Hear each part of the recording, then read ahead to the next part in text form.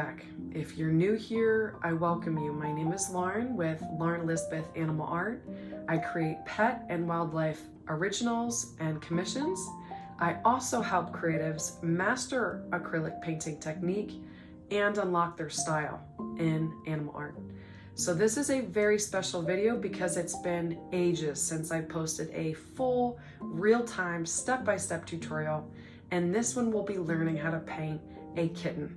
So if you want to learn how to paint cat whiskers, cat eyes, paws, even that unique striped pattern on tabby cats and orange tabbies, other cats like that, this is that tutorial. This will be super helpful. This cat breed is actually called an Egyptian Mau, and I have the Traceable link down below, and the materials are also in the description. And lastly, creatives, we are nearly in summer. Some of you are already started your summer break. And I don't know about you, but after this last school year, I need a mental recharge. So I thought a great way to just jump into a wonderful, joyful, free summer is by doing a painting and walking challenge. I call it the Be Free Painting and Walking Challenge. It's entirely free and it's beginner friendly. I'll be providing 4 painting prompts and tutorials, but you can also do your own thing. I'll have a walking for beginners breakdown. Moms, dads, you can get the kids in on this. This is something that will help you and them reduce stress. Children are meant to be outside. Our bodies were meant to move. It's the fastest way and cheapest way to boost creativity. I find that even after 10 minutes of walking, I immediately feel more joyful, more creative, more inspired. So maybe you've been stressed and it's been a long time since you've picked up a paintbrush.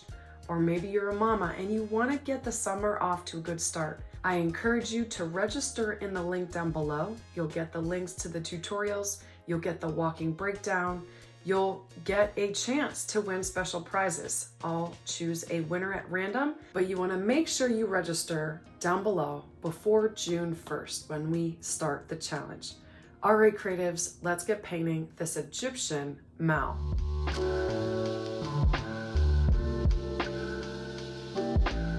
All right, creatives, so I have sky blue, bright aqua green, and white on my paint palette.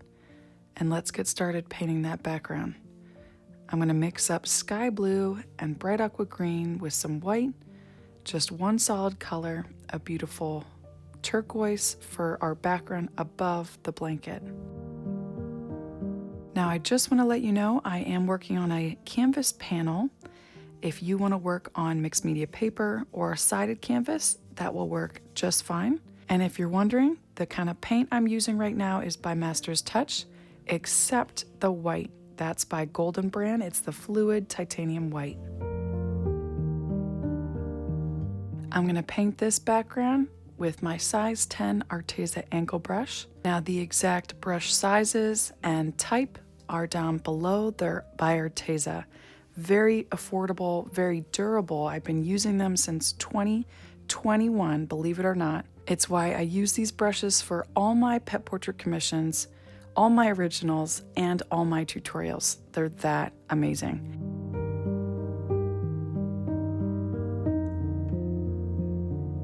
Now, something I like to do in every one of my tutorials when we're doing what I call our painting warm-up is 5 deep breaths in through the nose, out through the mouth. Okay, ready?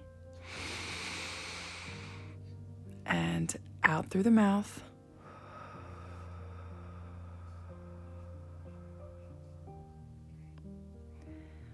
Let's turn off our brains, all the worries, all the anxieties, all the fears, and let's just focus on this painting. Let's repeat those breaths 5 more times.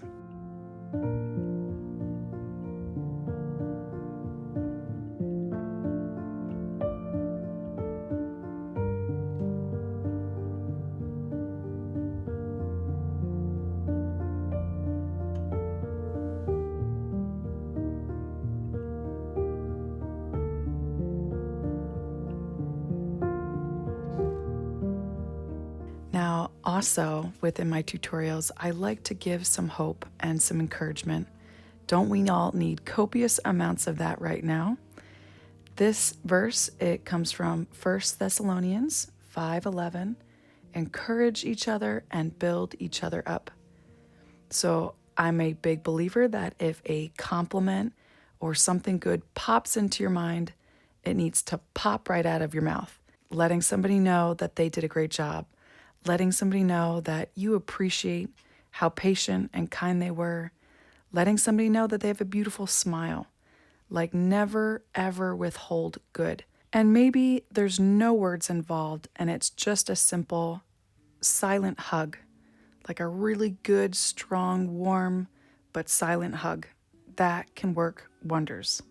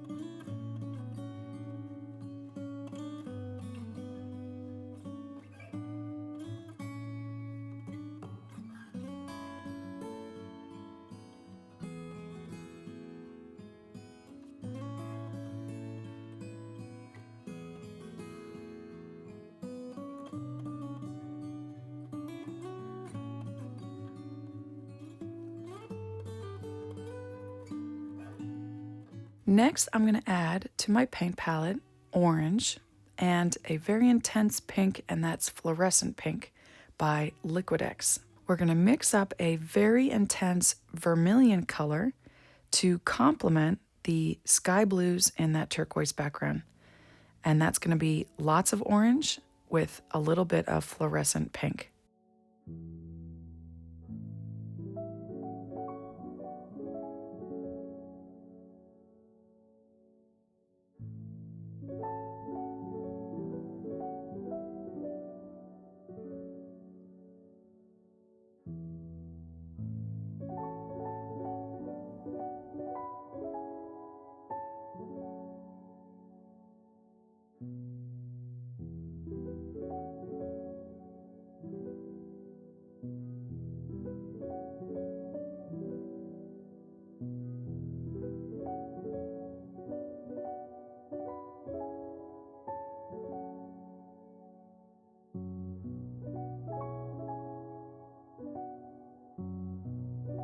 I'm going to use my size 6 Arteza flat brush. Make sure it's clean and damp.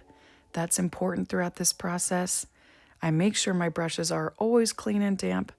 They're not sopping wet when I apply them to my canvas, and they're not dry. And I'm only adding a small amount of paint to my brush. I'm not loading it up with paint. And here we go. I'm going to paint over just a little bit of that left paw. Brought it down just a little too far.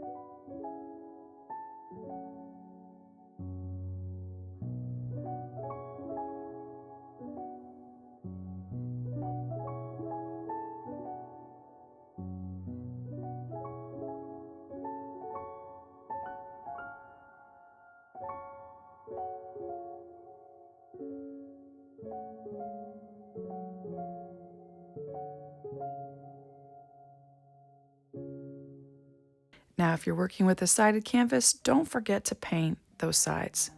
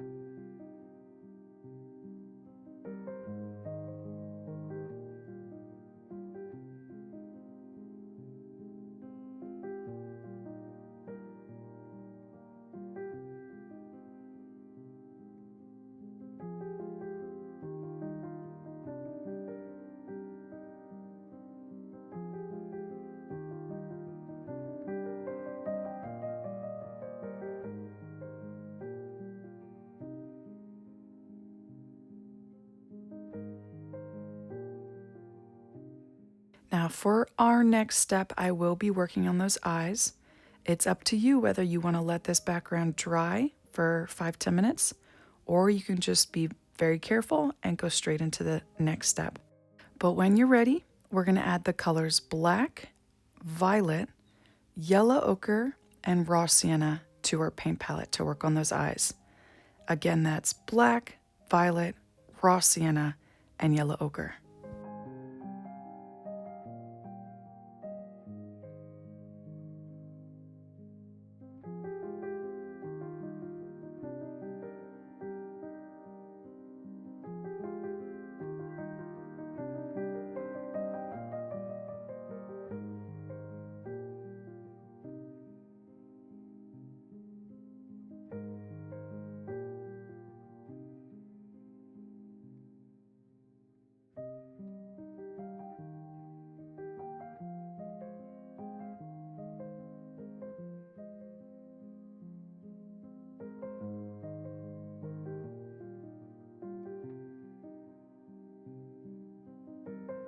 All right, so I like to start on the eyes, nose, and mouth, and then we'll move to the ears. And so I'm gonna start with a size 0 round brush. I'm gonna mix up, before I get started painting, a dark gray, okay? Just with black, a little bit of white. Don't wanna start with straight black, but we only need a little bit of white.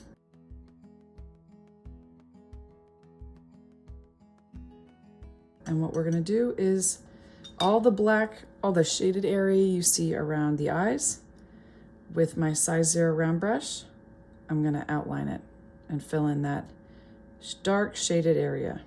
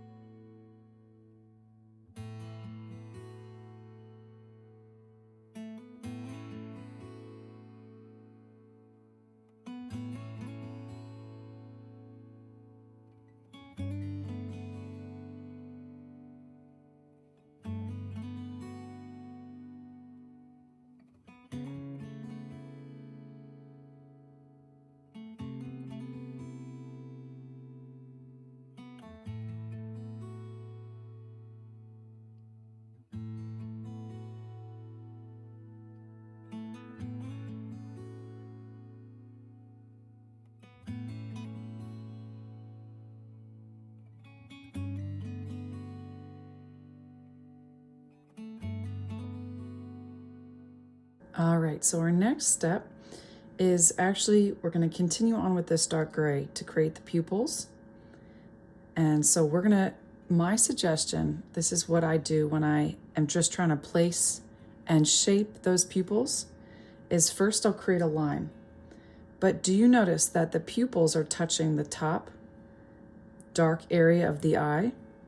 So we have a shadow being created from the top of the eye, and right below that is where our pupil's going to be. Directly in the center, starting from the top and coming down. I'll stop about there.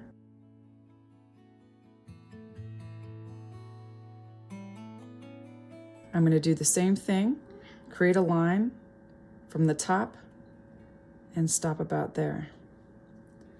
Now I'll add width to the center of these pupils, okay? Start small and work out. These are almond shaped, so it's going to come to a point. And they're relatively dilated, not super, but this cat looks curious and fully awake.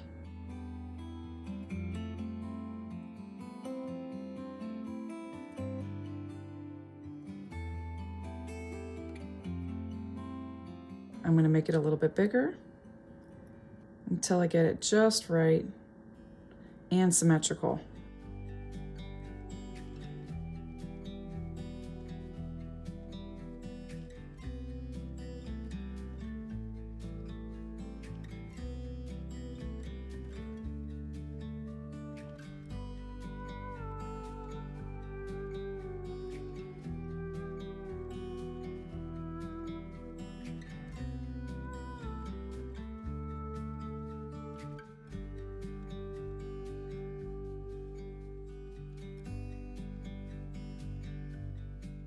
So you want them to come down about the same place.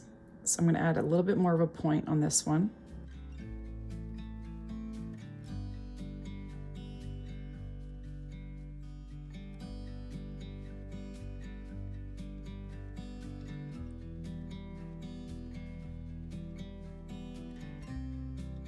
Now I added a little bit too much darkness here, but that's okay. When we mix up our colors for the eyes, we're going to start blending that into some of those grays.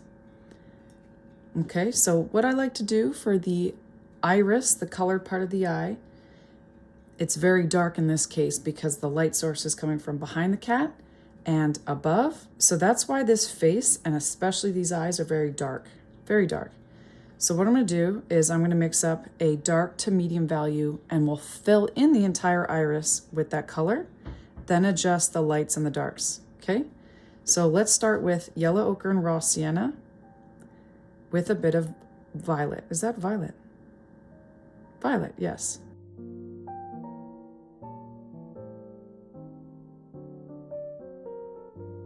Okay, so that's raw sienna, yellow ochre, and violet. Let's start at the top on this eye and work around that pupil.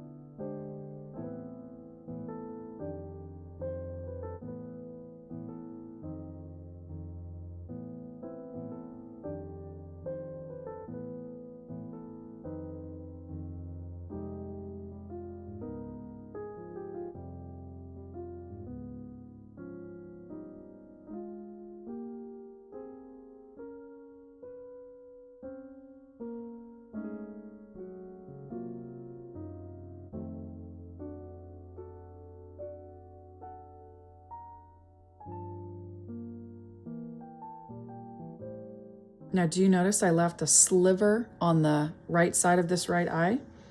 Well, that's where I see a highlight. So I'm going to go in with yellow ochre and white. I didn't even wash my brush off. I'm going to go over some of that color we just applied, that medium to dark value, and fill in the rest of that white.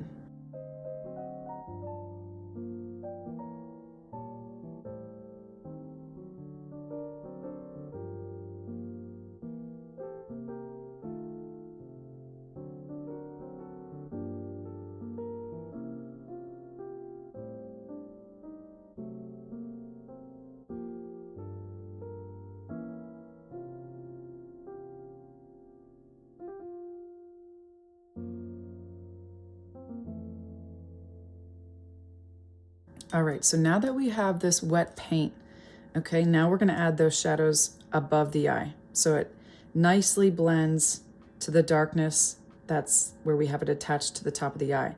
So let's go in with some more violet in with this original medium value we started with, medium to dark value. And I'm gonna start bringing down this darkness right in this top area of the eye.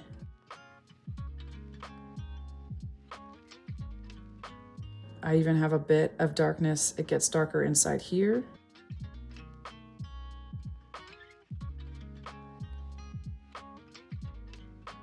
I'm gonna wipe off my paintbrush. I have a little bit too much paint on my brush and I wiped it off so it's a dry brush.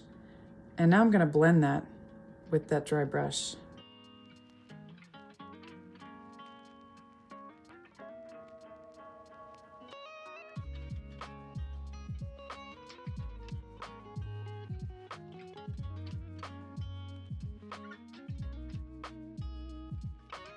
I'm gonna go in with my dark gray and bring down that shadow further. And we don't notice that as much because we just applied that purple. We just blended in that purple.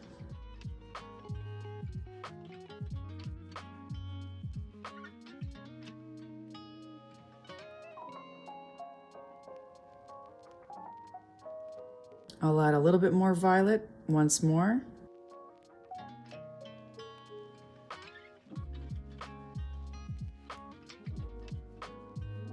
Maybe a little too much, and that's still wet. There we go. So it should blend nicely right inside there.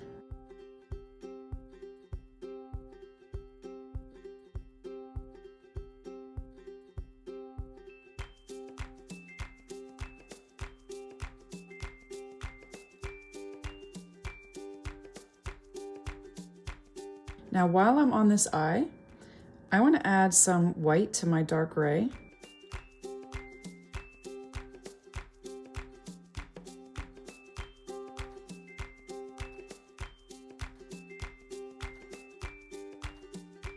Kind of comes down and over to the right. Even under here, a little bit below the eye.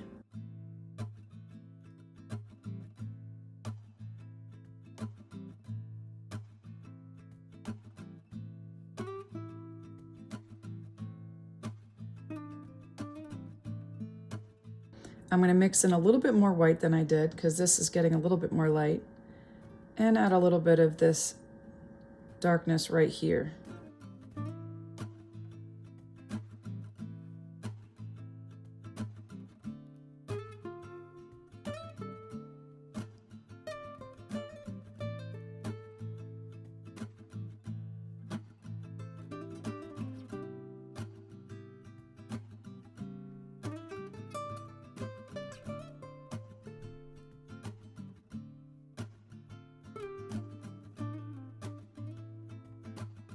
All right, so we'll let that eye dry, move on to the left one. And believe it or not, we're gonna add some light gray highlights over top the pupil. We have very small, subtle ones, and that'll really help make those eyes look realistic. So let's go in with our color. Hopefully you still have it. That was with our violet, raw sienna, and yellow ochre.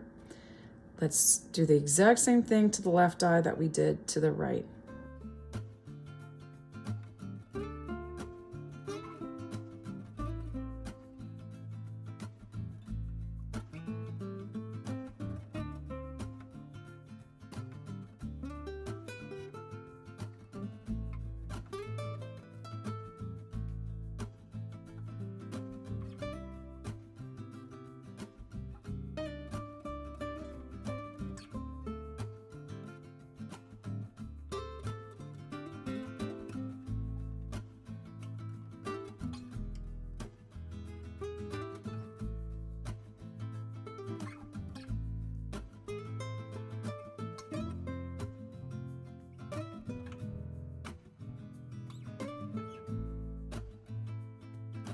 Then going in with our violet and this color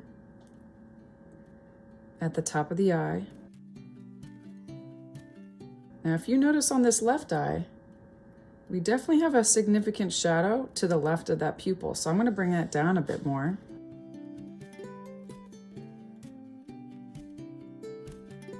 If it's blending, that's a good thing. If it's not blending, add in more of that color that we used for the iris. We want it to blend. And then definitely darken the right of that pupil. I'm going to add more violet. Now it's better to go too dark at the beginning than too light too soon. And that's what we're doing. These eyes look pretty darn dark, and then we'll slowly blend into it, add some layers to lighten it up gradually.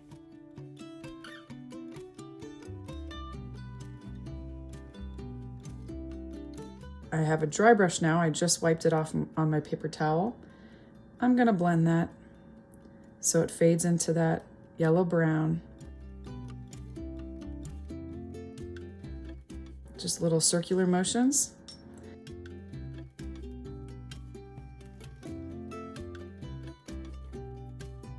Then let's go back to our yellow ochre. If it's dried, it's just yellow ochre with a bit of white. And as a very subtle highlight on this left side of the eye. I'm actually going back to that original color and blending it over.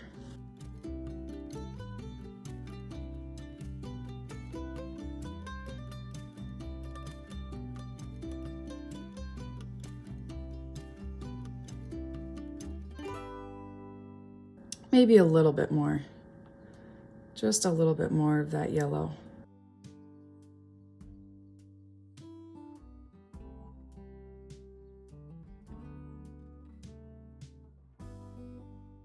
Okay, so now with our dark gray, back with our dark gray, I'm going to add some up here and a little bit on the left side of that pupil. I'm kind of using dab, dab, dab motion because I don't need much on that left eye. And then back to my purple.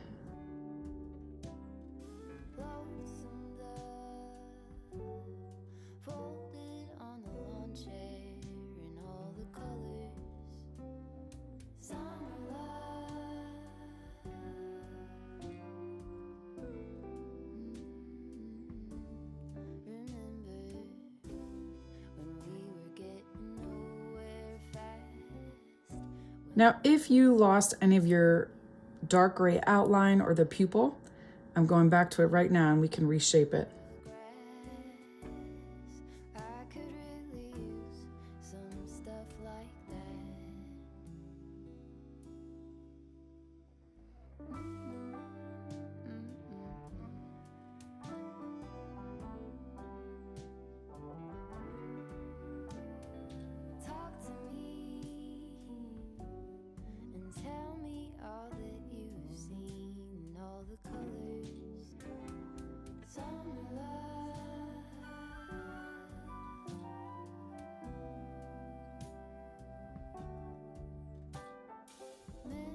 I'm going to add a little bit more of my yellow ochre and I mix it with some other medium value because the more I look at these eyes, the more I realize it needs to be pulled over a little bit more on both sides.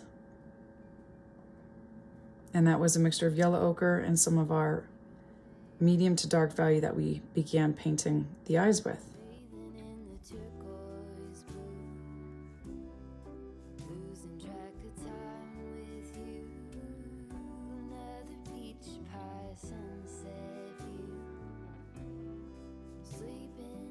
And I'm going to expand out those pupils.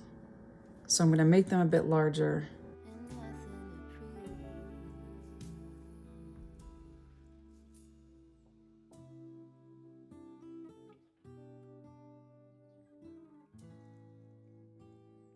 That's sure something I could use.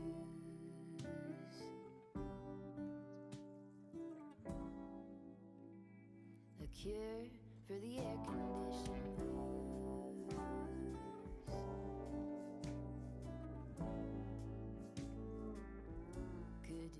I'm going back to that original color blending some up around and shaping around the pupils a little bit more. There we go. I want to make those pupils stand out a bit more. That's why I'm doing this.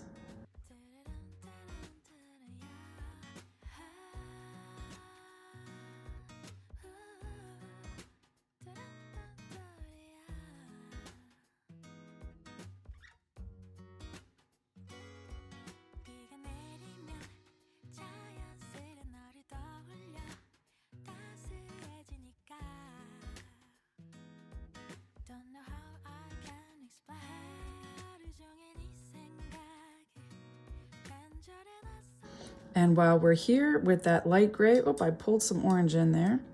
I don't want that. I want the lighter gray. So that's white with a little bit of the dark gray. This is actually more of a dark to medium gray. And we'll do the same thing we did over here. Pull this down to about there. And the smallest bit on the other side. I'll add some more white to that though, just like I did on the right. Just the thinnest little line, prepping us for that fur when we get to that point.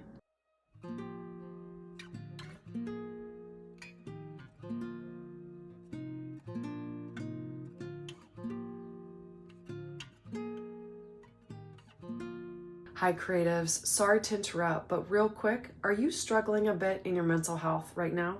Are you feeling so anxious or maybe burnt out or overwhelmed that you're lacking that creativity? Well, I encourage you to check out my Pet Portrait Masterclass. This is a cheerful, supportive, uplifting class where I have live paintings, real-time tutorials, and courses helping creatives master the fundamental drawing and acrylic painting techniques so they can paint any cat or dog, and a wide variety of other pets too. It was actually roughly 8 years ago, through addiction recovery, that I used animal art therapy as a tool through that really hard, stressful time.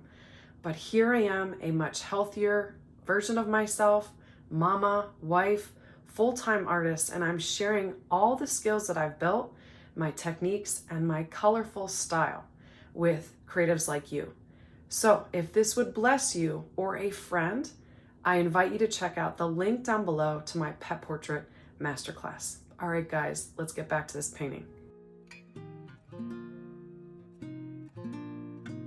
And off we go. We're going to continue with this brush onto our dark gray, a very dark gray, to outline and fill in the nostrils. Outline the nose, fill in the nostrils. And we'll even add a bit of white to that eventually and outline the top of the nose. So let's just start with these nostrils. We're going to fill those in with our dark gray.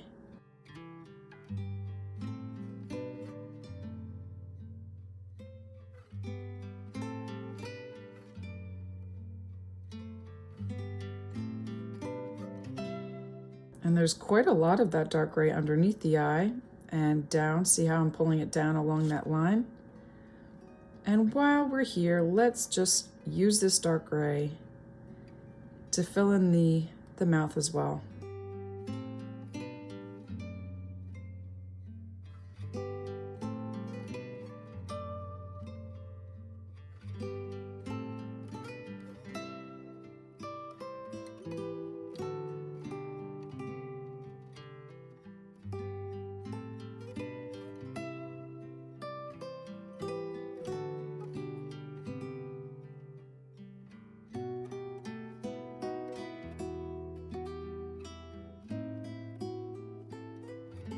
And around the nostrils,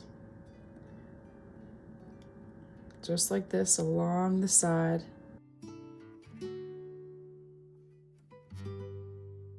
And we want to make sure that we have a pretty decent like triangle, kind of comes to a triangle right in here. So I'm going to bring these nostrils up. I just pulled the black up a bit.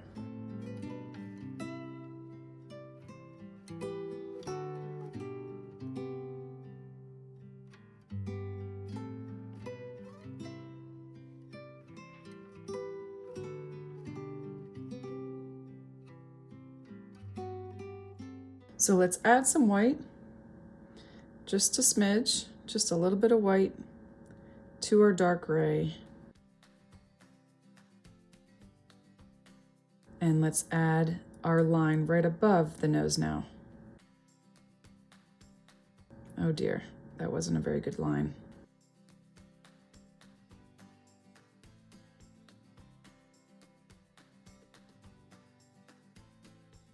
It actually does very slightly come down at the top.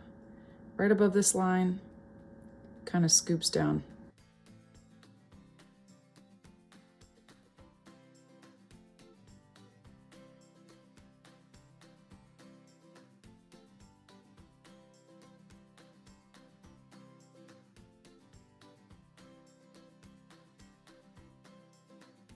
So guess what? The eyes should be dry or close to it, maybe a bit tacky. I'm gonna go in, since we're on this gray, I'm gonna add more white to it. So we have a medium gray. I'm gonna water it down to create a glaze. See how I'm adding water from my cup, a cup of water. I'm going to have a dry brush that's clean and damp, okay? Clean and damp and actually relatively dry. I'm gonna pick that up just on the tip of my brush and add a slight glaze right over top that pupil.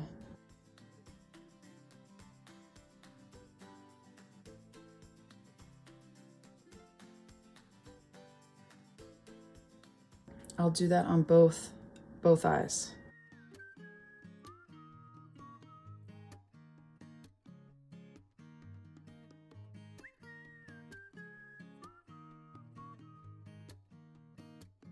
See how I'm working around the pupil, but not entirely over top, like not covering all of it up.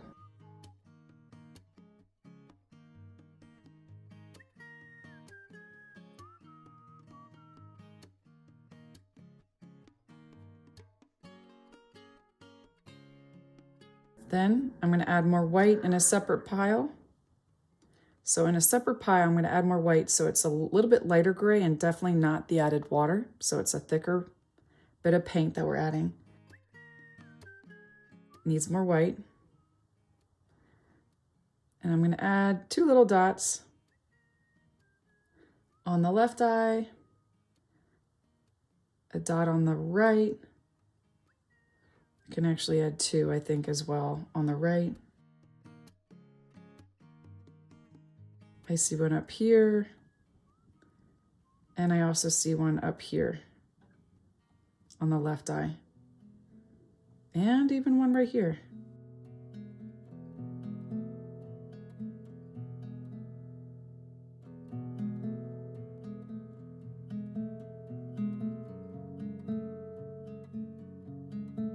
Now what I notice here is that the shape of this eye looks a bit off.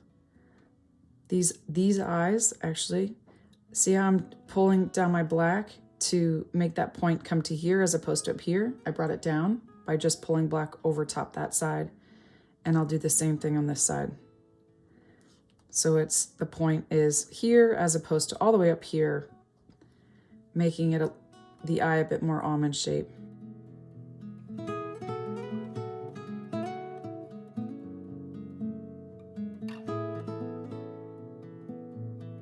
Now guess what? We're not done with the eyes. Can you believe it? We add lots of detail to the eyes. I think it's an important place to add lots of detail. And so that same gray we just used, okay, and a very small amount of it on I'm still using my size 0 round brush. I'm gonna add in between these areas where we added the dark gray and the medium gray. Oh, that's a little too much of a line, so I'm going back to my dark gray. I want there to be dark gray in front of it, and I don't want it as long. I want to kind of cover up some of my work. So I just have a little sliver of my light gray there. Very, very thin. And that very same step, I'll apply to the left eye.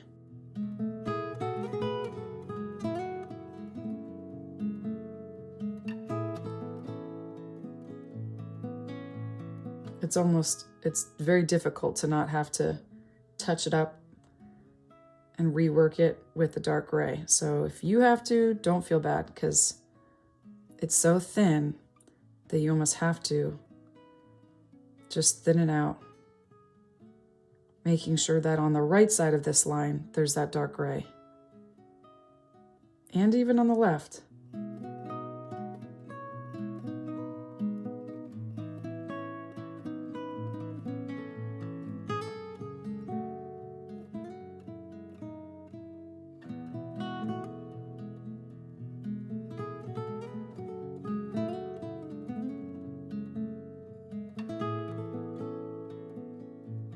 So both sides you want that darkness, and I'm going to bring mine down a little bit further on the left eye.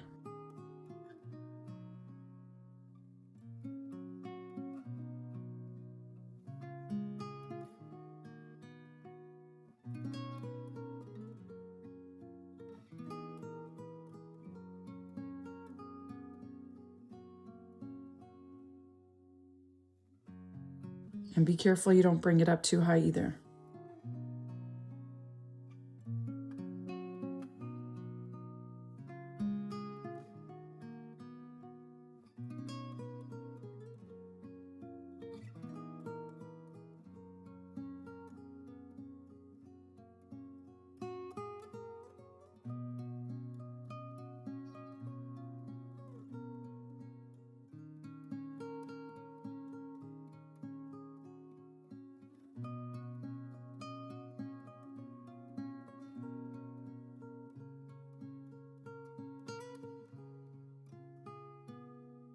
Now, those of you who are not new to my tutorials know I like to go back to my background and foreground, add another coat so that we don't see any of the traceable, like right here.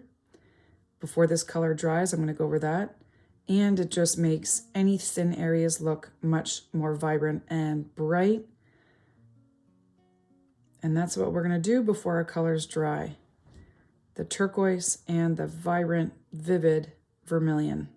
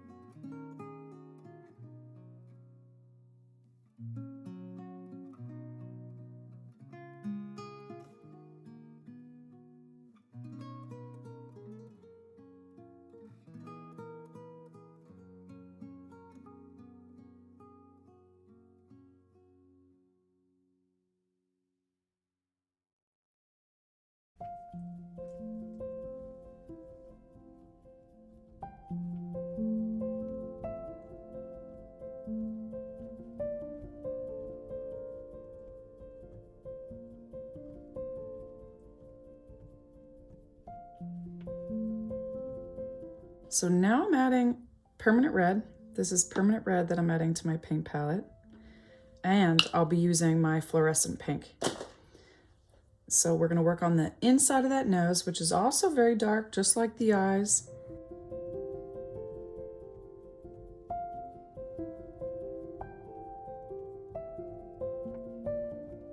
So we're going to work inside that nose, which is also pretty dark, just like the eyes. So here I go, mixing up permanent red, fluorescent pink, and a little bit of white. Not too much white.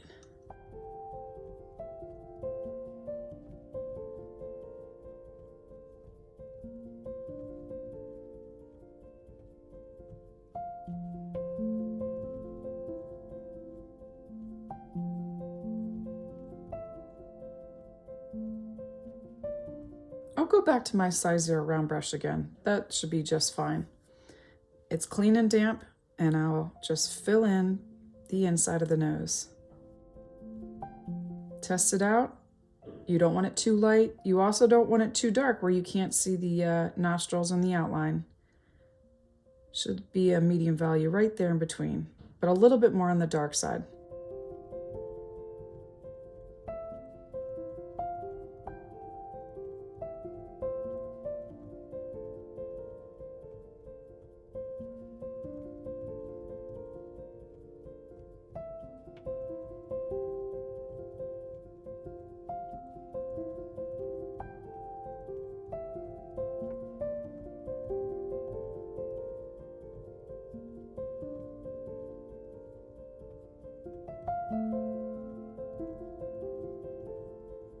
Now the nostrils aren't shaped quite right. I'm actually going to go back in with my dark gray and draw them up so that there's the littlest bit that comes down. I'll show you what I mean. Pull that up a little bit more on that side and pull that over a little bit on that side.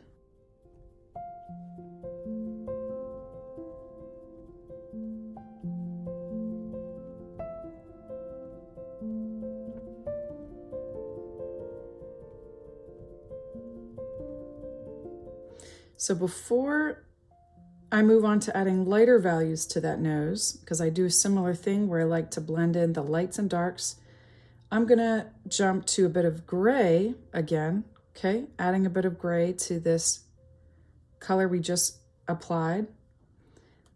Adding some here above the left side of the nostril.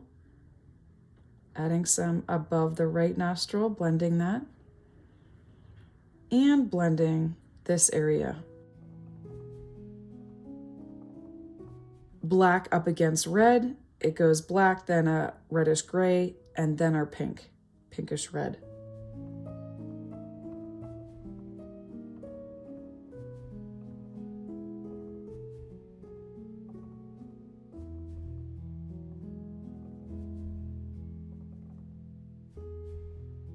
Now I'm always trying to find ways to add in more color, which is why I'm going to add in yellow ochre and a bit of this pink red and a tiny bit of white. And I'm going to add those highlights, subtle highlights right here.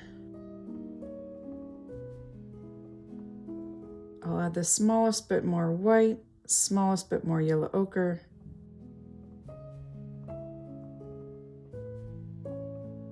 And I want that to blend in with the reds and the pinks.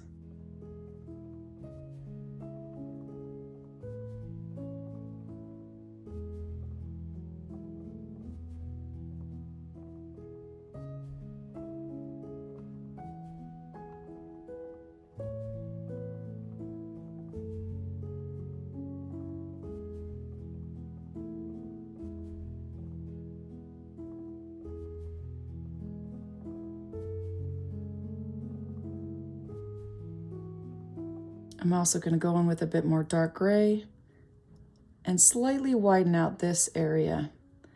There we go. And hopefully you didn't lose it. If you need to, paint it back in case you painted over it with your pinks. All right, so we're about to paint those ears. And if you're feeling intimidated about adding those colors to the fur, here's where you can add color too. I don't just like to use pink and brown or pink and gray, those realistic colors for the ears. I'll add some violet and some yellow, sometimes some orange and pinks inside the ears. And then I'll keep the fur more realistic. This is just one option that can be a little bit less scary. Now we're gonna waste not. We're gonna use this color, add in violet to it, and even pull in some yellows eventually. So I'm gonna just take my size 6 flat brush, just pull it aside, mix in a bit of violet here, and go straight into painting the bottom, okay? That's important. I'm not going to the top. I'm gonna go to the bottom of the right ear.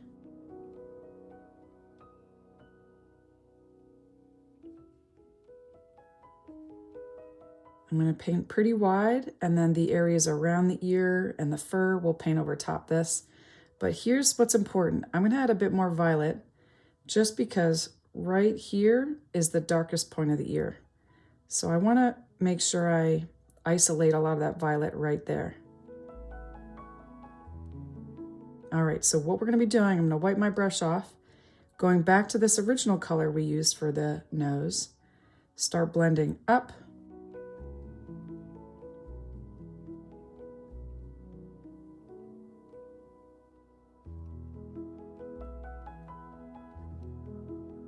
I wanna make sure this blends. And then guess what? We're gonna pull in some yellow ochre, just like we did with the nose, yellow ochre. Start blending up.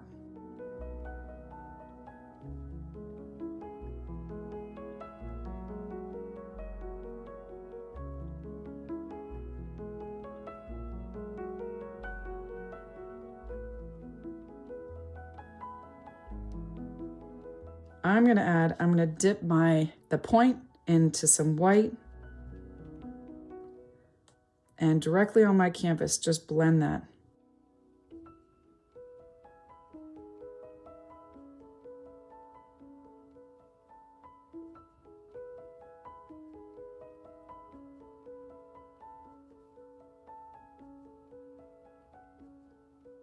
Doesn't have to be perfect. Do your best. We are layering fur strands over top of it.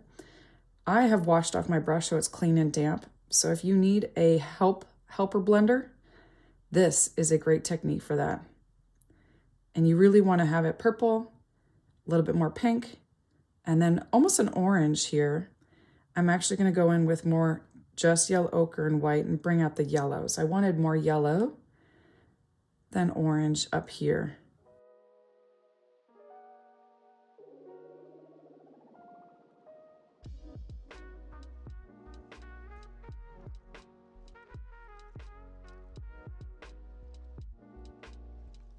I'm pulling in more pink.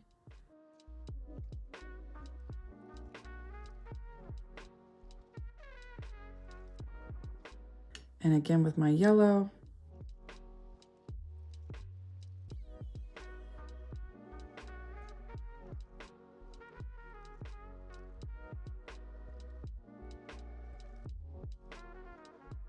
And we kind of want to keep a good pace up because we still want to do more blending, which is why I'll go back to my size 0 round brush. So into this color this is yellow ochre and some of this pink. I'm going to add some white to it. It's just not light enough. Add more yellow ochre and white to it. I'm going to pull this down from the side where I have white. I'm going to pull this down to the side and have it blend as I work it down. Just the little folds and pockets in the ear, that's one of them.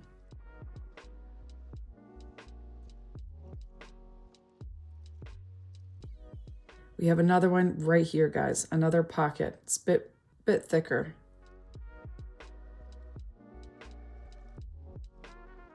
Pull it down and let that blend.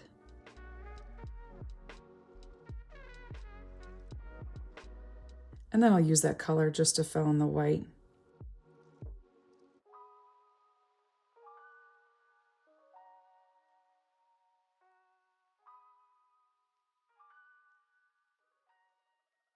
We want to keep it lighter at the top before it goes down. That's where we want it the lightest.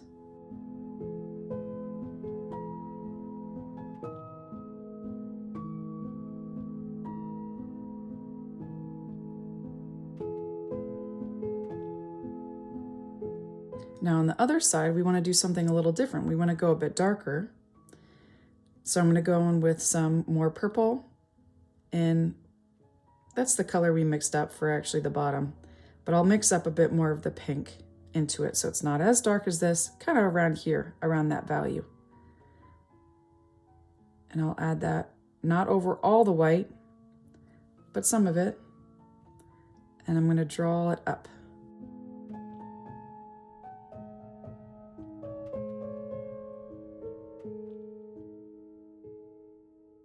Not going all the way up either, because it gets lighter up here.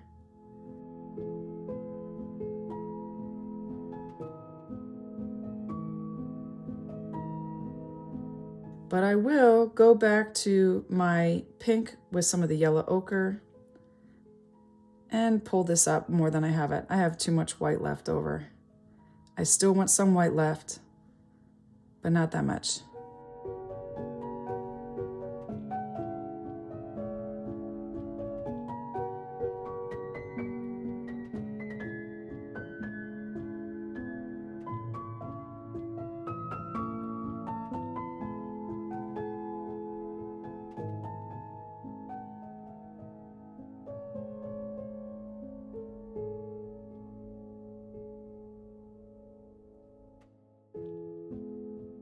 I'm going back to this pink and my yellow ochre. I'm mixing it more, but more white than we've done yet thus far. So that's pink and yellow ochre. And I want to just a little bit more yellow and more light pinks right there. I'm like just barely brushing the surface of the canvas. I'm adding very small amount. I want some blending going on, but I want to keep that a little bit lighter.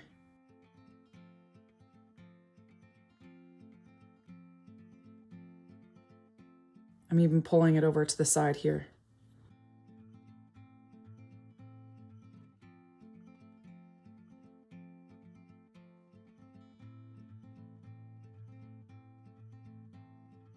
Okay, you ready for the left ear? We'll start with our purple pink, our magenta. We want to keep it more dark right here.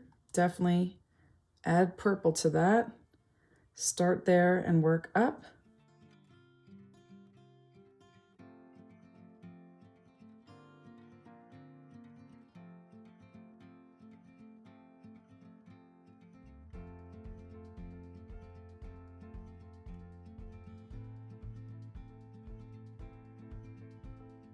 I'm going to add more purple and just like that, isolate it right here.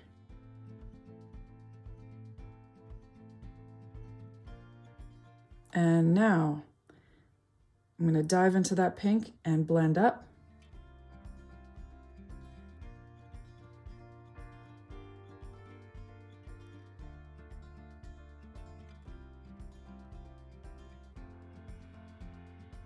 And then go into another pile with my yellow ochre, pink, less white, okay? I have some purple on that. So that's why I'm gonna wash off my brush. In a separate pile, okay, I'll take some of this pink, add some yellow ochre and white to it. So there's not so much purple getting in there. And this ear is a little bit lighter, so that's why this works out well. Keeping it lighter than the left ear. I'll go all the way up. I won't go all the way up. I lied. I'm going to go up on the inside a little further, keeping that white outline around it.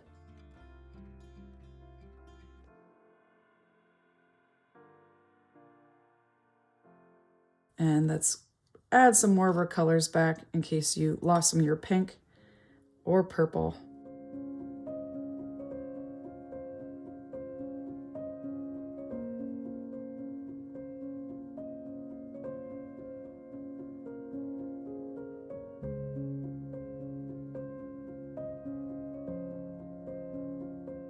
Oh, I may want to add a bit more than that I did there.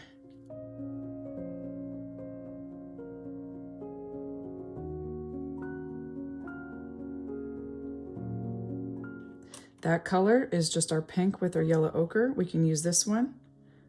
I'm going to just mix up some more. with added white to it. And like we pulled it down and it blended, we want to do the same thing here. You want this kind of symmetrical.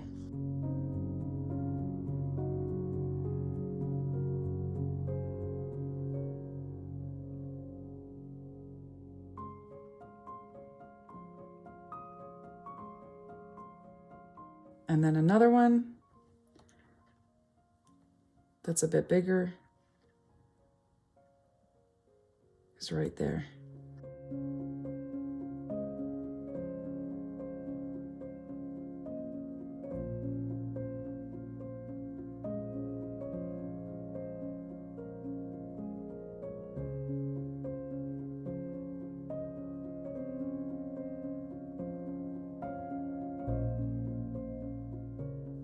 I'm going to soften this dark purple that I have here, meaning I'm just going to blend in some of this color so it's not as extreme there. I'll do that to both sides. Just going to soften this purple. If you need to pull in some of that purple so you can soften it and it can blend, that might help.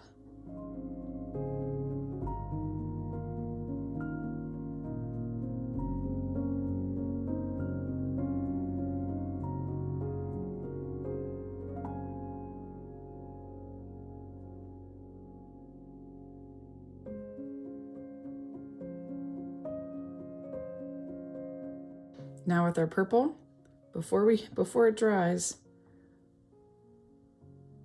we want to add a little bit like we did here on the top of the ear now, but not all the way over. I'll stop about here.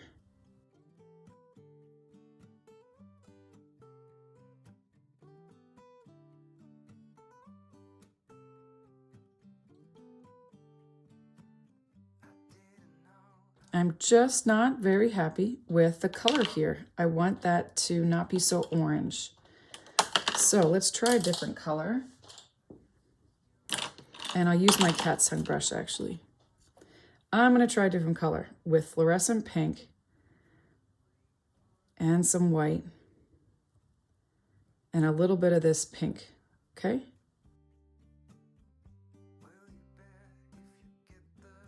There we go. I like it. I like it a lot.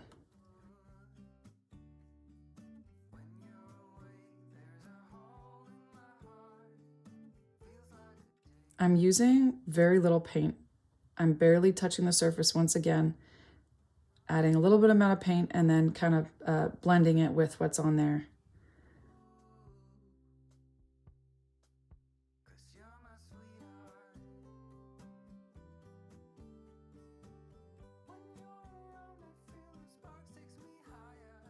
I'm going back to this pink so I don't bring it down too much.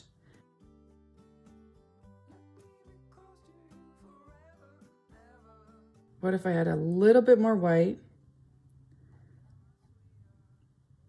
Yep, I like it, a little bit more white there.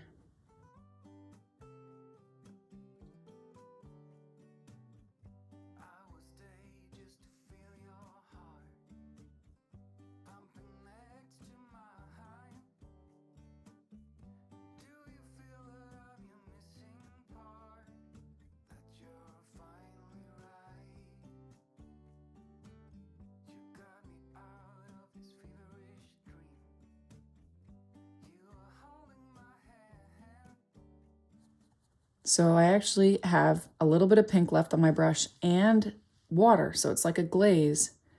So I can pull some of that pink over a very thin layer over that magenta.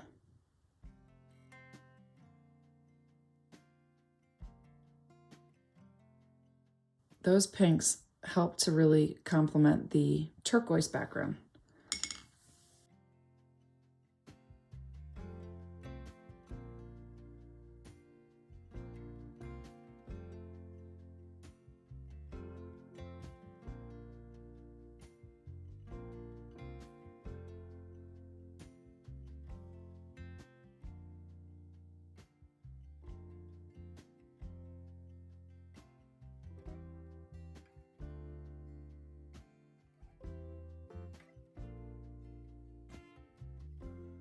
So now that we've completed the eyes, nose, and mouth, now I think what I want to do since we have almost orange in the ears and we have pinks to complement the turquoise, and we have some really deep pinks in the nose, I don't want to do a pink down here.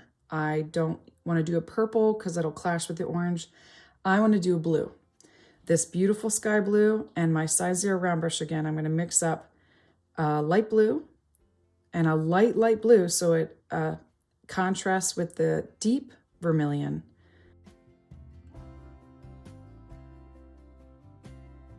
So I'm going to add a lot of white to that.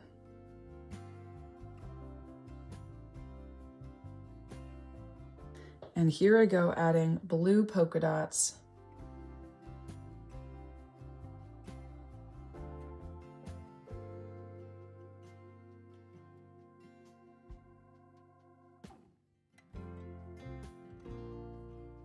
The same size circle all around the blanket. I'll have some going underneath the paws.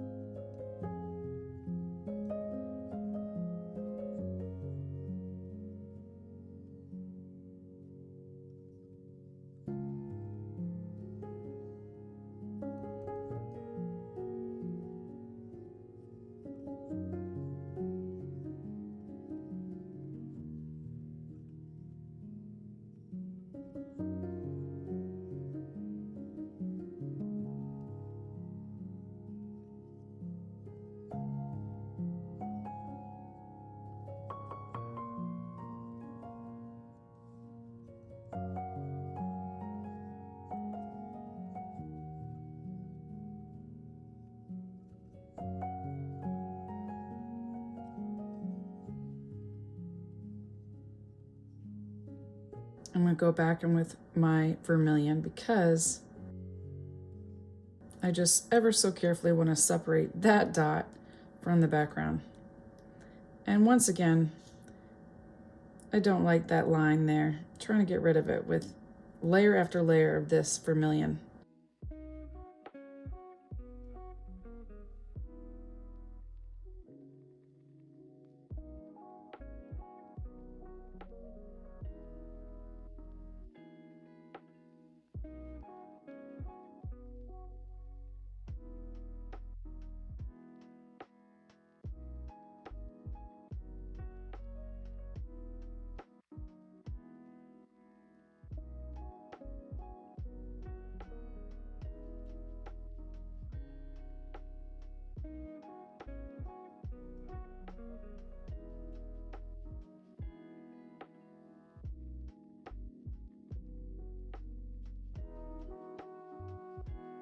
All right, so I have cleared my paint palette. It's all clean so that I can start fresh with new colors. So I went with my more abstract colors for the ears and the nose. Now I'm going to go for more realistic colors on that fur.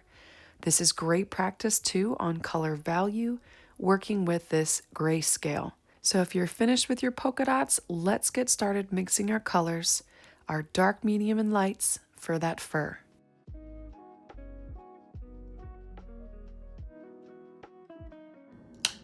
All right, so I'm going to add black and white to my cleaned off paint palette because we're going to work on the fur now. And I didn't want you to get all the other colors mixed up with these.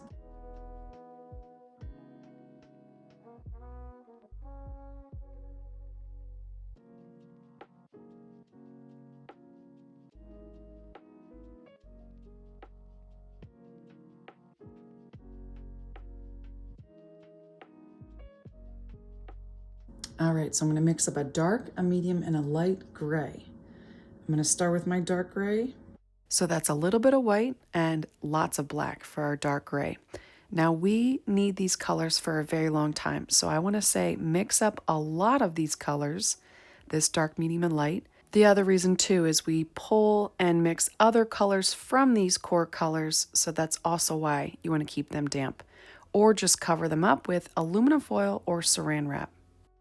Okay, now that's not a super dark black, okay? Even though it's dark, but it's not very, very dark. It's not looking just like it's almost black. So I'm gonna pull a bit of that aside, add some white to it.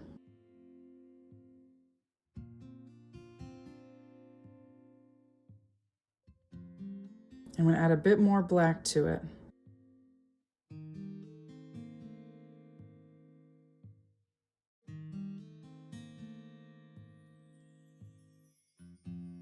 And a little bit more white. Get it just right there in between. And then I'll pick that up, add some more white. I'm gonna need to add a lot more white to my paint palette and make our lightest gray. I'm actually gonna say it's a light gray, but it's not going to be our lightest gray because we're gonna probably add nearly white, where it's almost white, to certain parts of the painting. So this, we want to be a little bit darker than that. So we have a dark, medium, and light gray. And what the heck, let's just make that lightest gray. I'm gonna pull some of that in with some more white. I'm using my titanium white by Golden Fluid acrylics. This is the only white I use for the most part. The other paints I use is Master's Touch that I get from Hobby Lobby. Plus a few Liquid X colors in there too. And then I'll add, just in case we need more, which we will, I'll add some more white here. Now I do my best to explain which gray I'm pulling from, but these are our 4 core grays. We mix other grays using these, but just note that from the bottom we have our darkest gray, then our medium gray, then our light gray, and then our lightest gray. And at any point, if I go too fast, be sure to use the pause and play button on your screen.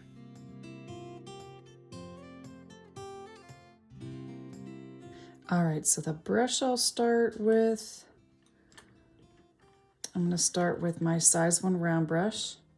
This is from the Variety Arteza pack. I'm gonna start my darkest values first. Now I'm gonna test this out, but I'm not gonna go straight into the darkest gray. I'm gonna test out the medium gray with my size 1 round brush. And if we need to adjust it by going darker, we can. I think that's what I'm gonna be working with underneath the eyes. And it actually joins with this dark gray we've already added around the eyes.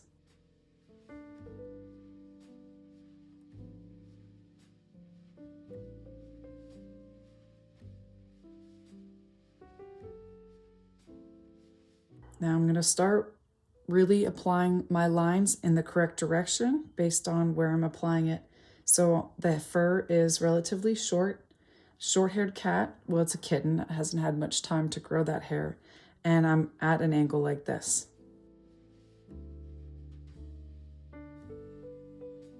Gonna go up and it starts to get a bit lighter there.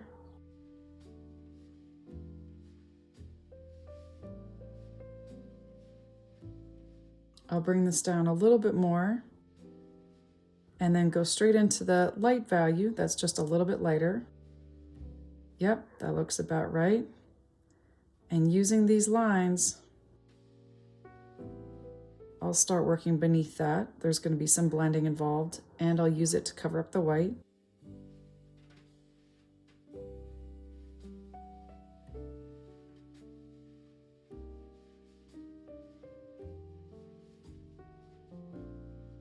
Still with that lighter value, not my lightest, but lighter value. I'm going to go up all the way to that eye, and then right along here, we'll go in with our dark value. But before that, I just want to bring this down along this area.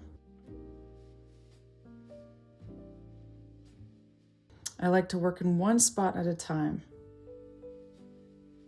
applying the dark, medium, and lights that we can see the best we can.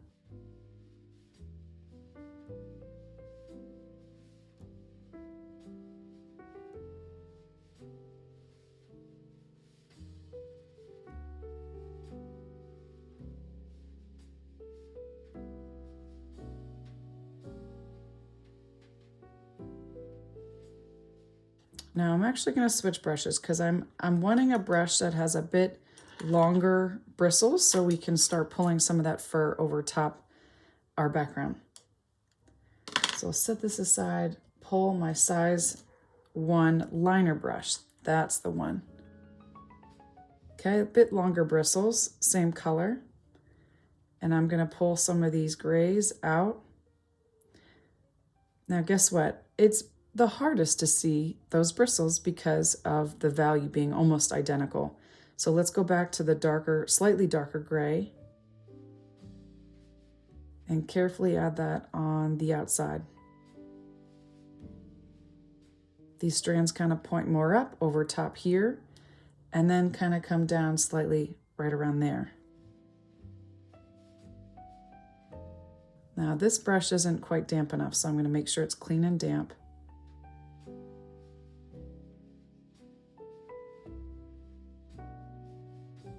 All right, so I want some blending. I don't want this line where it connects to the lines on the outside to be there, so I did some blending.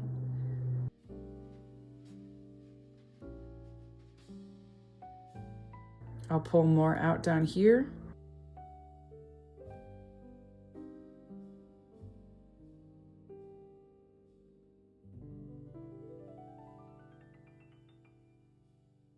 Grab some more of this lighter gray.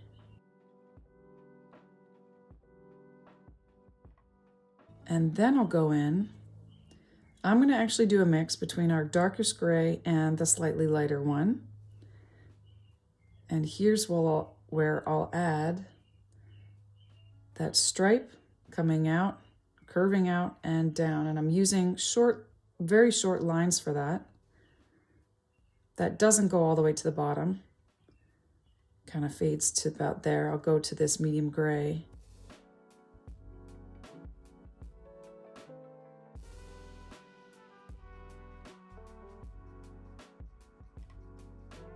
Now while we're on this gray, I'm going to go and work inside here where it's much lighter, carefully working underneath that eye.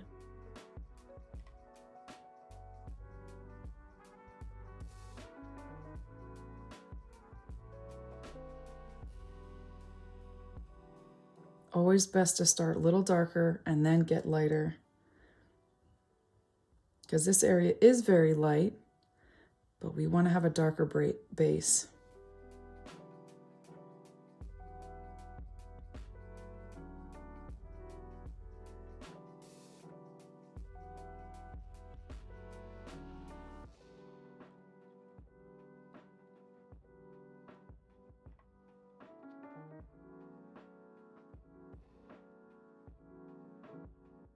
Now I'm going to bring up this gray. I'm going down a level, a shade of gray, so that I can pull. I left some white. I don't want the white being there.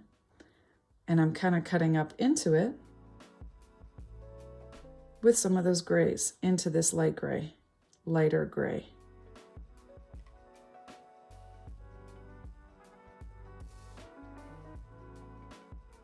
While I'm there using this gray, I'll cut in over top those two areas, those two grays, the lighter one and the dark one.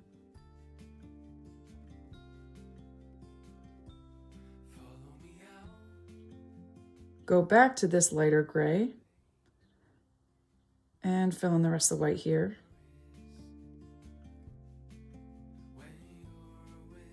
Even working up a little bit.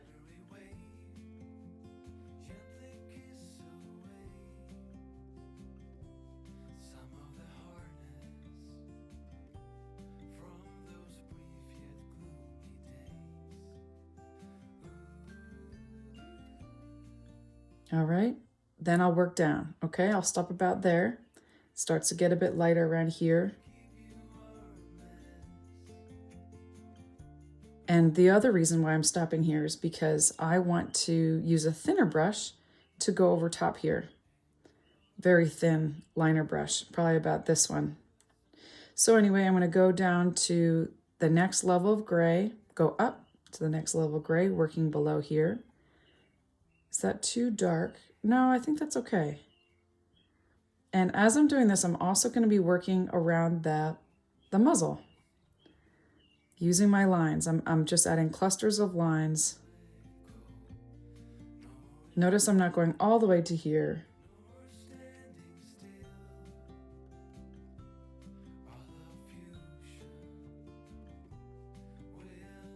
But I will bring it down to the right of the chin.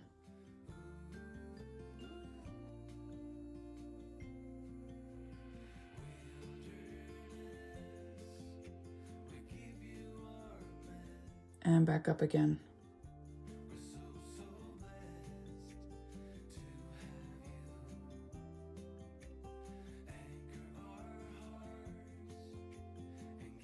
So let's just fill in this right cheek.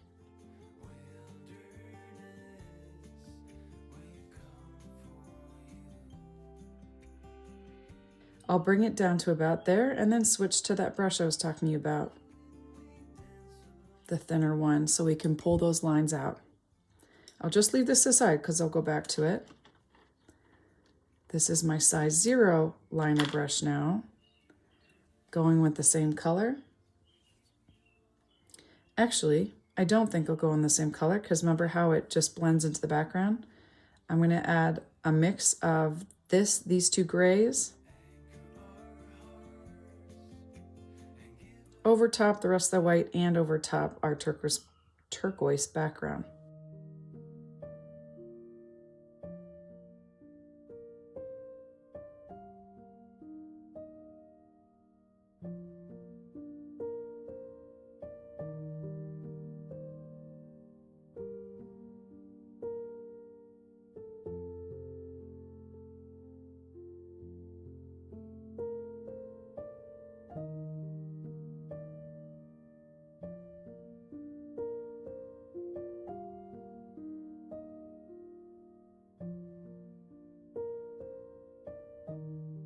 I'm working up on that wet gray paint so that it's not super dark and it doesn't leave out a dark gray border. I want it to just blend in with those medium grays.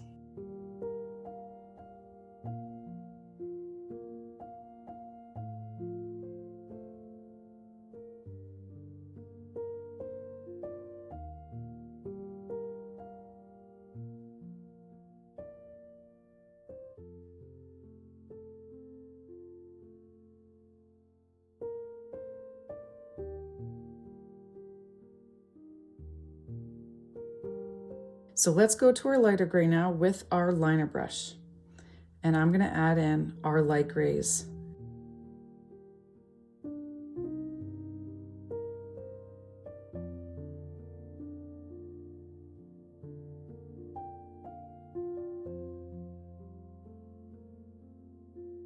I'll also add it to a little bit of this cheek, and there's going to be some blending, which we want.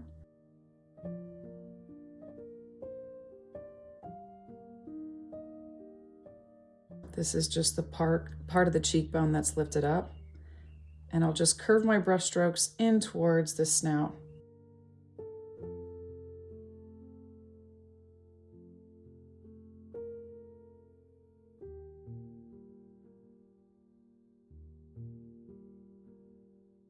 Now what we need to do is go to the gray below that. And I want to add a bit more of this medium gray over. So I went over some of that dark gray and I brought it down to the top of this snout area where we'll be working next.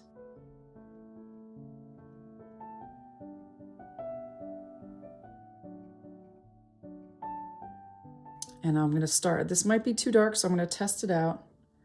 I know it's going to work over top the nose.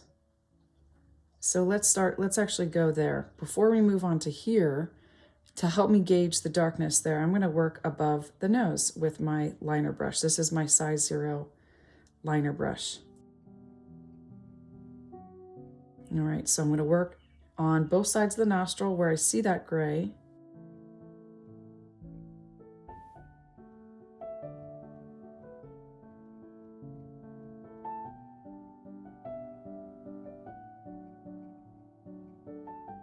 Notice I'm angling my lines because it goes eventually up the bridge of the nose like that.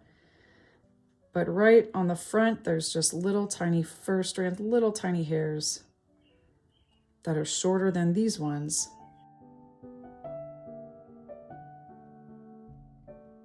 Then I'll move to slightly lighter gray, work up.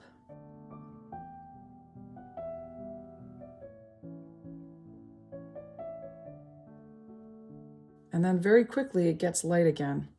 And that's where I'll go to this light gray, our lightest gray, and there's going to be blending involved. I need some more of that right here.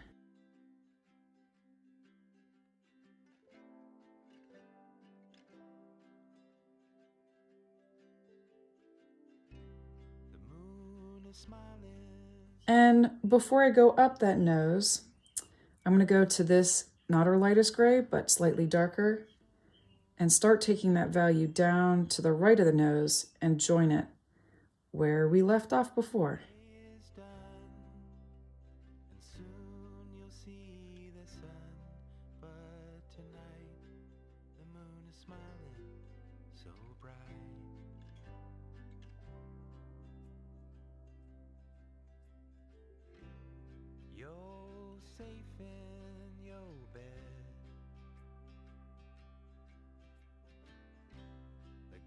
So above that area and below, we're going to use our lightest gray. So let's go to the right of this line and eventually below it with our lightest gray.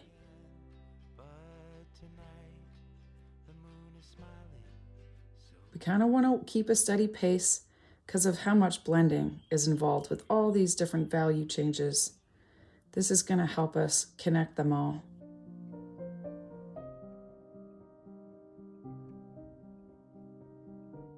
All right, I'll stop about there and then blend right below it.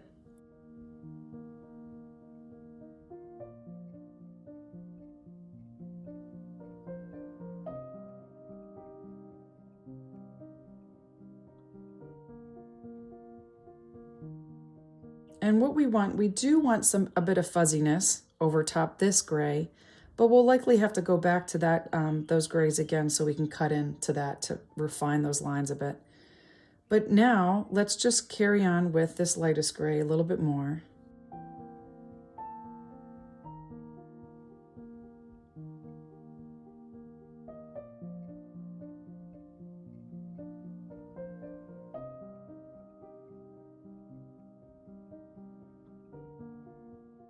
I'm actually going to jump to this dark gray. Let's test this out. This might be too dark. Yep, too dark. So I'm going to pull in a mix. So a mix between this gray and our medium gray.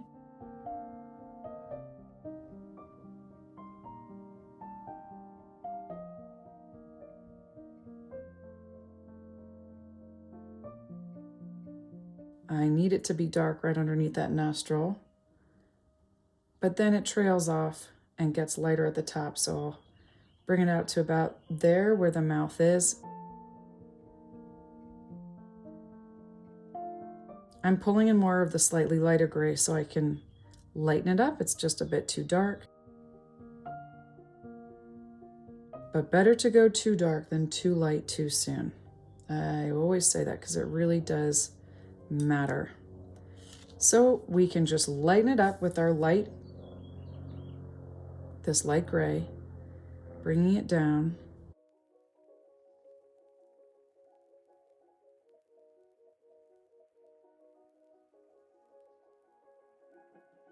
Plus, this makes actually a more rounded, fluffy muzzle. So that worked out in our favor.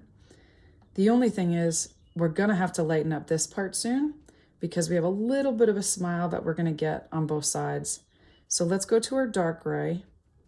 I'm gonna add that in right here on the right side of that mouth. Cute little smile, just a little bit there. And then I'll go back to this gray. It's a little bit darker than our lightest gray. And I'll start working below it.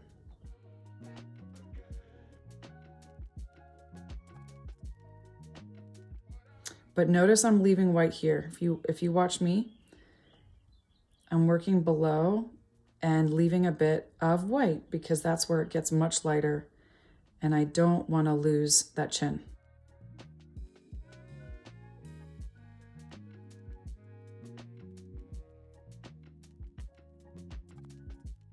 Okay, so it's important you follow the fur direction. The fur direction is like straight down in the center, but then it goes more to the left and more to the right on these sides, left and right. I just drew 3 lines to show you the direction. And let's, with this gray, leaving that white on the bottom, let's just follow that with our lines.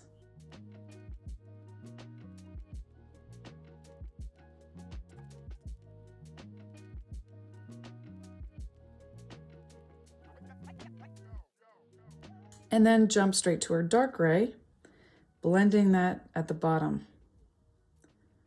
on that bottom lip.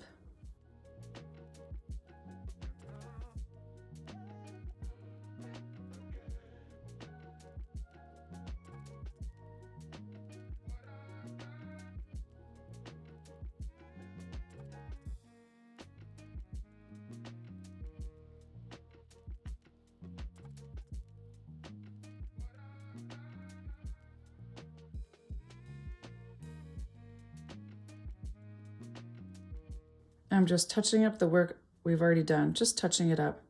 I see some white specks that I don't want to be left there.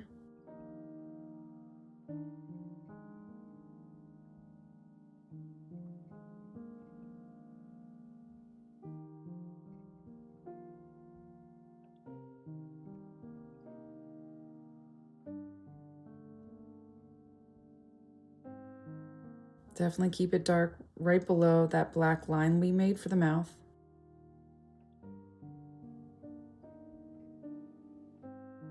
Not getting much light under there. And now, to make sense of this, we're gonna add our lightest value. I think this is still wet. Let's just test this out. There we go.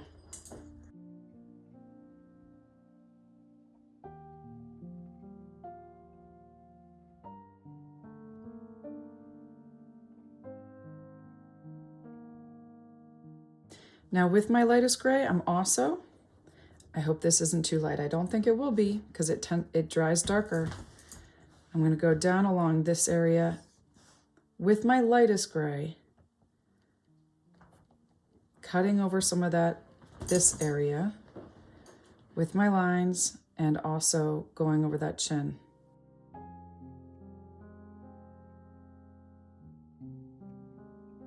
Now here's the thing, we're gonna have to come back here. Do you know why? Because some of this fur is gonna be cutting over the chest, but we'll go back to that when we finish the chest.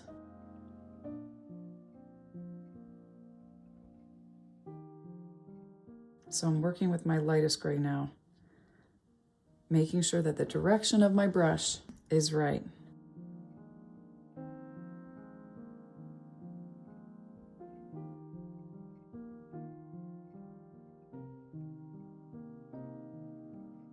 If you go up too high, which is I've just done, I'm going to go back to this gray.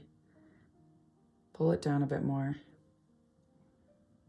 And I also don't want to forget, I want to add some of this, a mix between, so I'm going to go back to this gray with a little bit of this medium gray. Paint that in right there.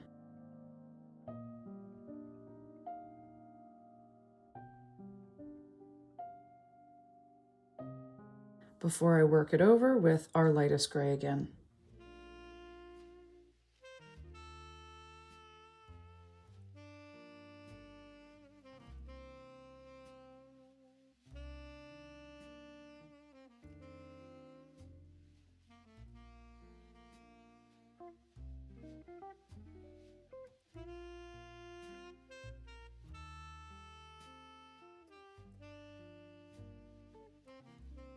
Now what I'm seeing, I can go in with my darkest gray, even darken up the left and right of those nostrils, right above the nostrils on the fur there.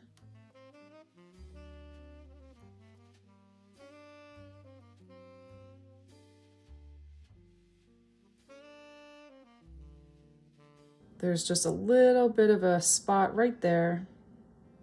I'm actually using tiny lines for that, like really short little lines to get that little spot.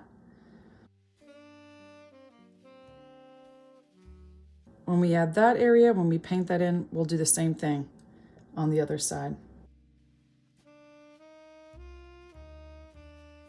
And I'll add the dots for the whiskers once we paint that side, so we can more easily keep them symmetrical and in row with one another. One thing I want to do though is actually bring this gray up slightly. I'm actually using this medium gray.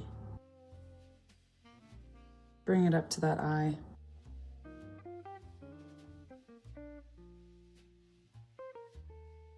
And now let's work over here. So I'm going to start with this medium gray. Our brush strokes will change. I'll switch to this brush just because I have more surface area to paint in. That's my size 1 Arteza liner brush.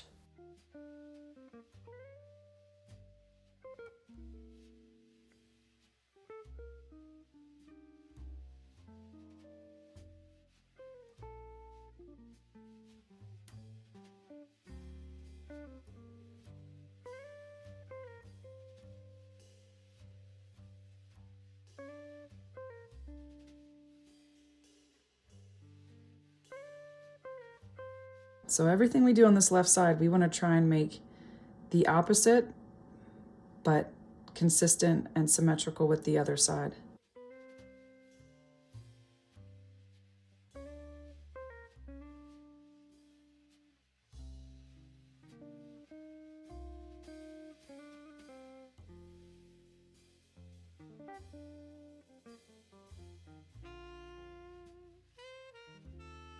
Then going up to a lighter gray below that.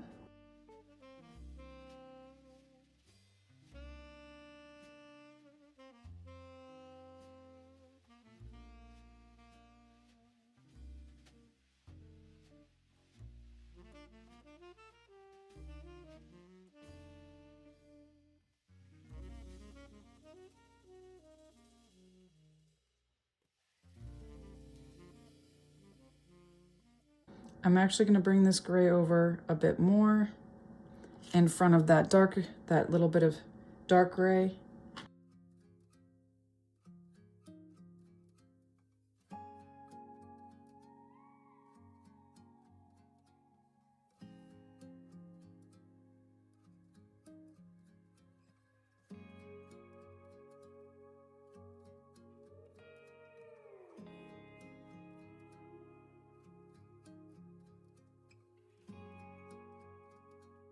I'm going to work over now below that left ear with our light gray.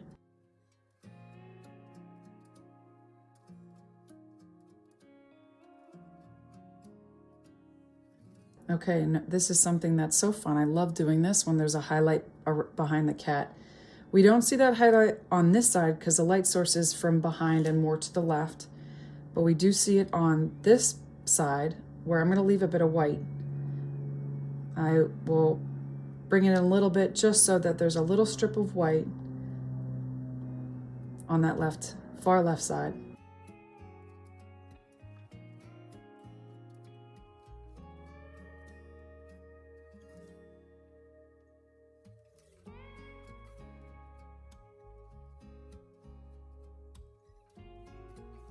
I'll bring this in more towards the eye, a little bit more, and then I'll go in with my dark gray, a mix between the dark gray and the medium gray, and carefully get that line just like that one. I'm gonna like do these short lines and at the same time looking over. It kind of curves down.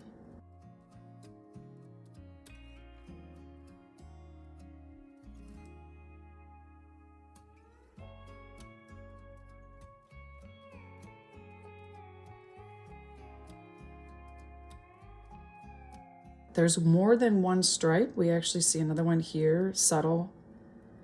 And then also one that kind of comes down here too. This one we don't see a whole lot, we just see one, but I'm just gonna break it off into like 1, 2, 3, and bring this one all the way down before that white bit that I'm leaving.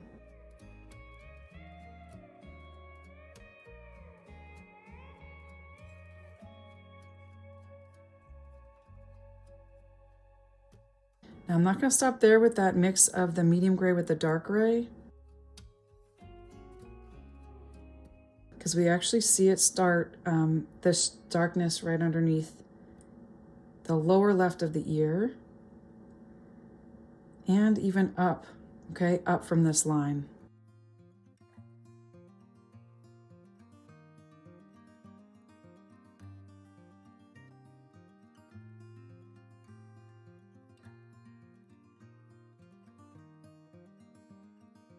I'm going back to my light gray.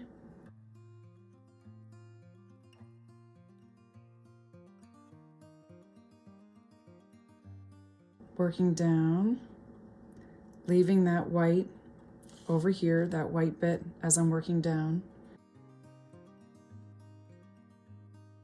But I'll stop about here and work to the right.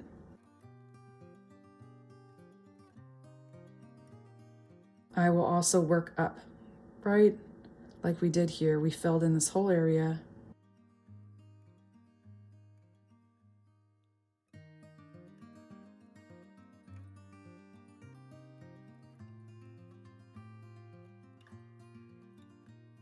And we shaped right around that muzzle.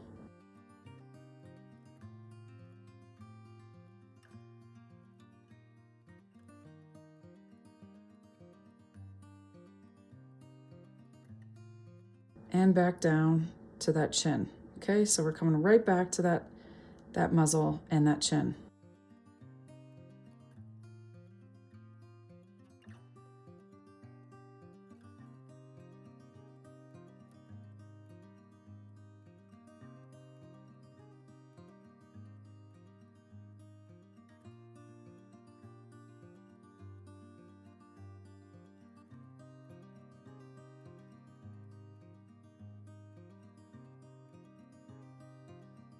I'll continue on with this gray because I want to bring it up a little higher here. I'm not going over the ears yet, but I just wanted to leave off around the same spot.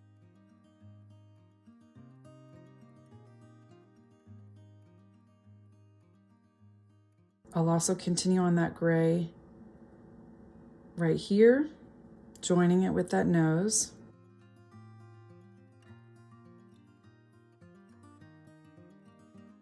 And bringing it up towards the area below the left eye.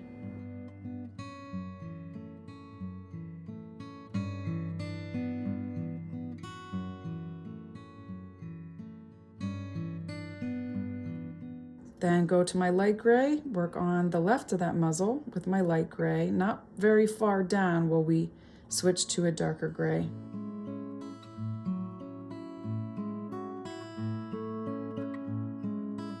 I'm going to go straight to this medium gray.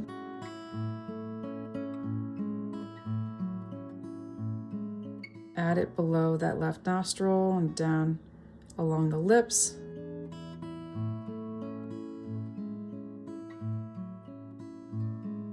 I'll go to my slightly lighter gray, pull it over.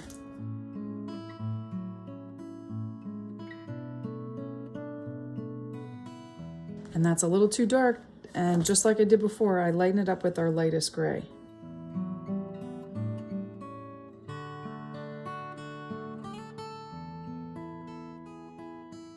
Notice I left this white because we're going to be highlighting it.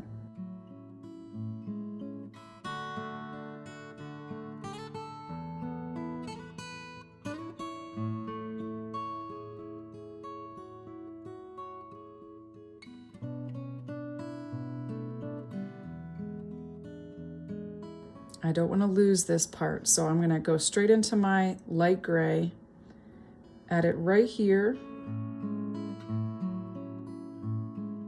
where we see that highlight. It's just not quite blending.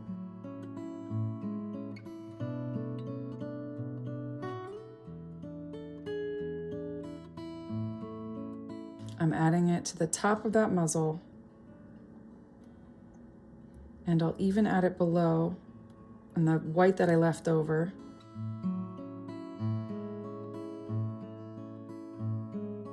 There we go, so we don't lose that sweet little muzzle.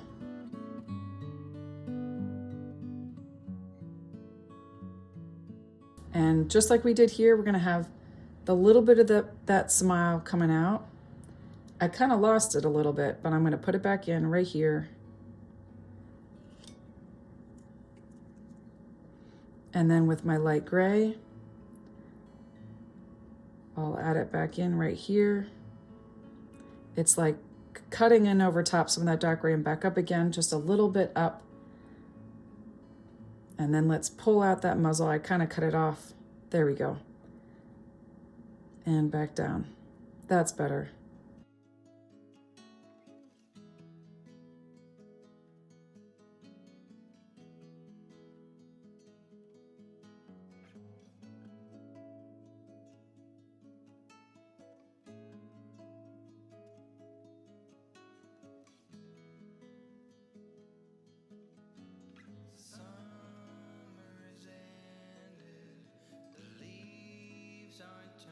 Now I'm going to go in with this light gray, fill in,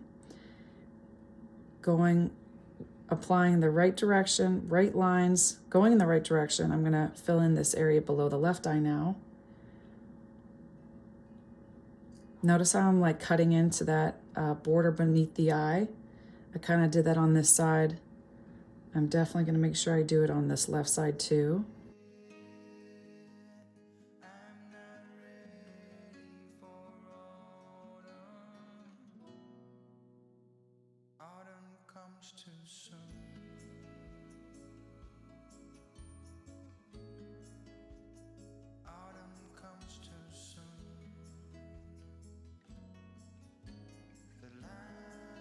I'll even have some cutting down over top some of that dark gray, but not too far down. I want this to be even.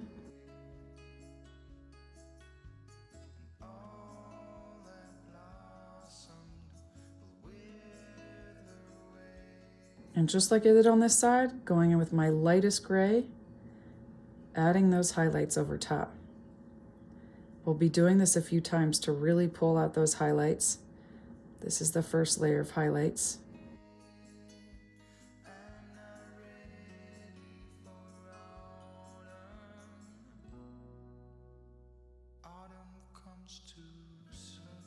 And also, like we did on that cheek, we're going to do it on this left cheek.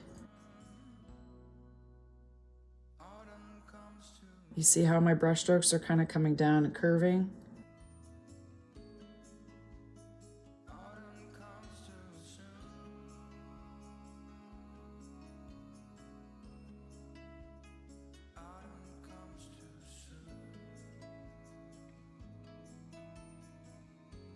I'll add another layer on this right side, pulling it down a little bit further.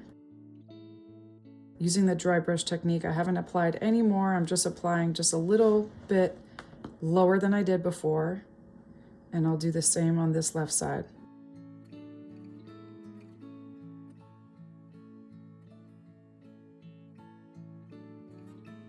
I even brought it over some. I'll bring it over on this side too.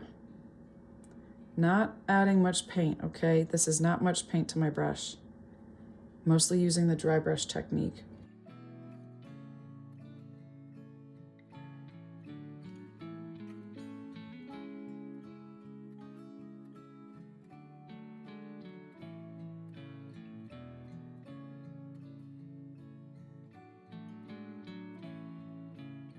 Now, I'm going to switch back to my size 1 liner brush.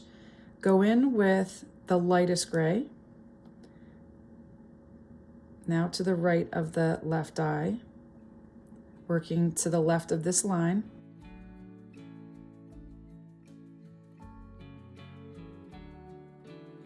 And I'll even pull this light gray over the bridge of the nose and join it with the lightest values above the nose.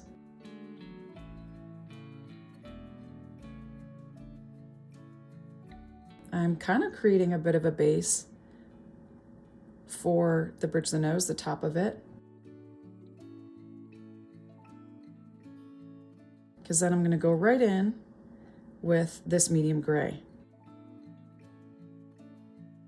Right where those lines are, I'm going to create short little lines, okay, very short on both sides of that line.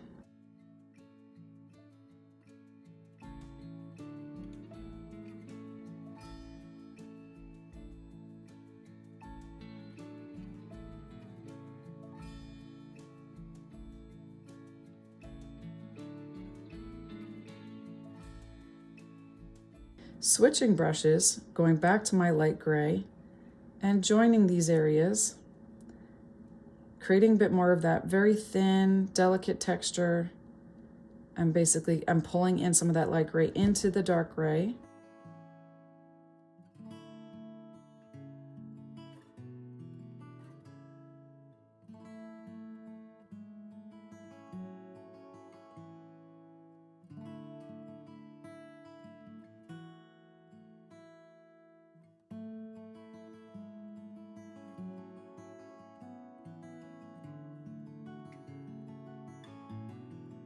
So now let's work on this forehead area. I'm going to go in with not my lightest gray, but the slightly darker one, working above the left eye very carefully, almost like I'm painting in eyelashes, but it's not the eyelashes, it's just the slightly darker fur.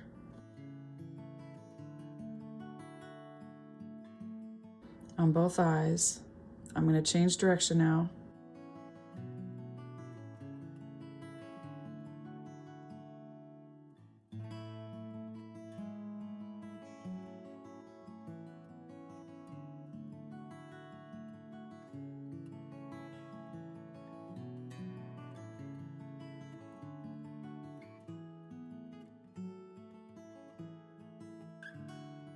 Same on the right side. And now, you ready? We're going to start pulling the fur over top these ears. So I'm going to do a mix between this medium gray, which we're going to have to probably mix up some more, and this dark gray, or medium gray with a slightly lighter gray, okay? That's what I mean. I'm going to wash off my brush and just have a very thin, clean brush that I can add those strands at the bottom.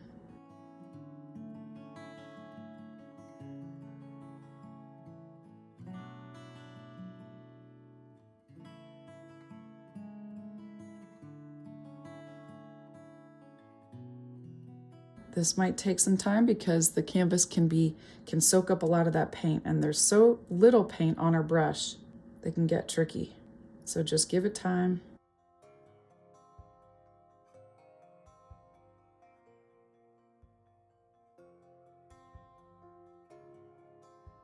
So these lines aren't all the same length. They actually kind of they go up and then they come back down and go up. I would normally do the inner ear hairs before this, but because it's a short-haired cat, we can manage this, because we would want to make sure if that fur was long, it would have to be layered over top the inner ear hairs.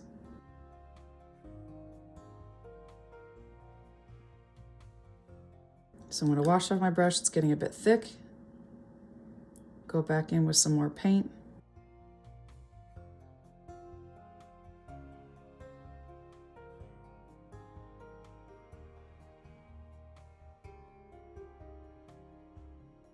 And we'll do the same thing on the right side, but changing directions. Being that I'm right-handed, it's a little easier to start from the top and work down.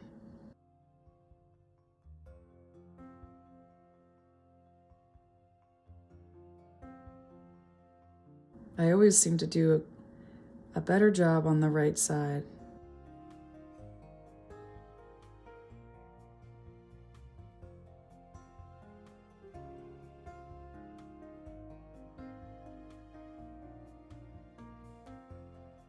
Make sure to angle your brush this way as we work down that ear.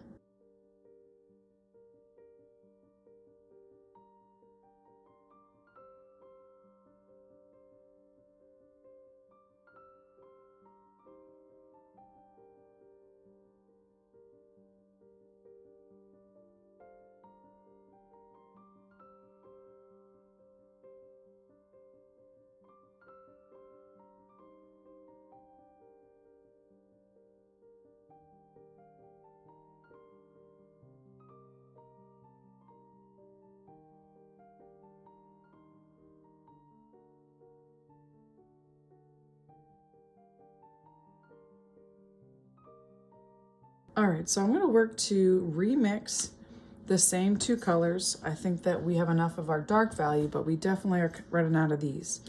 So what I like to do is I like to add the white first, the lightest color, and then with a little bit of black at a time, get it back to that original color as best I can. It's never going to be perfect,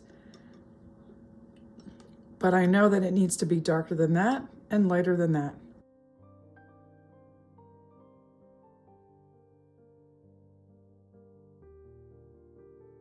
But I'm going to try my best to get it close enough to that value.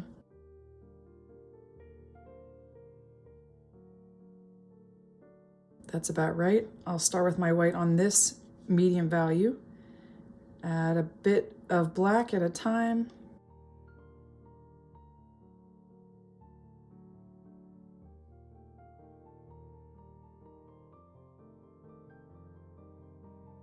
There we go. So I want it lighter than that, but not too dark. I'll add a little bit more white to that.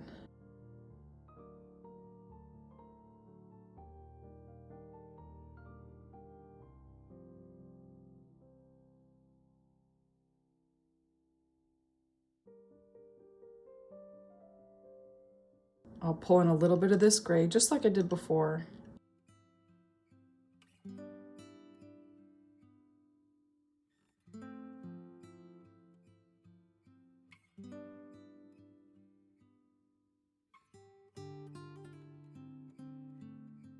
And I'll just mix up more of my dark value just so that I don't lose all of it. We're going to be using it for the paws.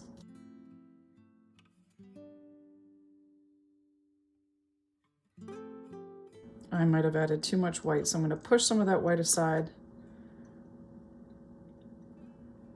There we go. Okay, so to make this as easy as possible for you guys, especially you beginners, because I know you might be feeling a little intimidated by those stripes and that pattern on top, I'm going to take my size 8 cat's tongue brush and just fill it in. And we'll work while it's wet. So as long as you keep a steady pace, we can do this together. I'm gonna go in with this medium value. Sorry, that's a medium value. This is slightly lighter, a light to medium value. I'm using the point of this cat's tongue brush to get it around here, cutting into some of those strands we've already added.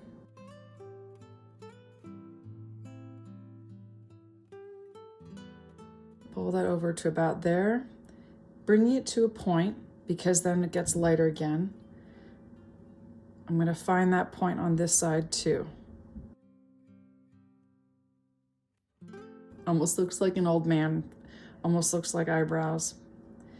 Then I'll go straight into my light value.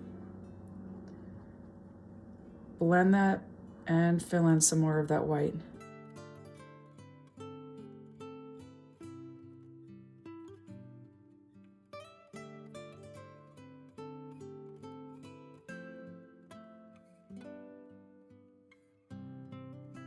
See how I'm covering up some of it?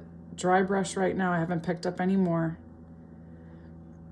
Now I am. I'm going to actually wipe off my brush, go back to my light gray, my lightest gray, cover all the white on the head, but not adding that fur texture over top the background just yet.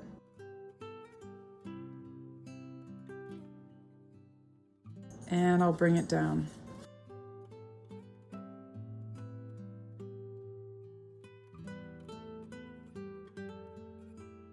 All right, so now is where we work in. I'll move to my size 1 liner brush again, and we're gonna work into that wet paint, okay? So first let's start with our lightest value and work up here. I got too much on my brush. On both sides.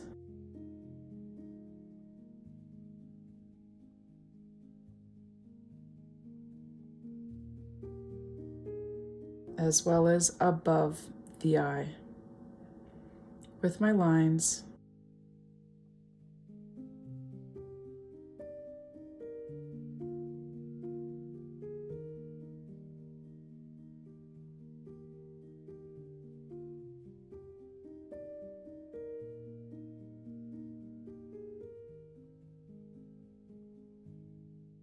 All right, now let's add that nice fur texture, and I'm going to switch brushes here for that. While that is still damp, I'm gonna go in with my light gray and pull it on over, making sure that my lines are a little bit more clean. They show up a bit more over top those grays.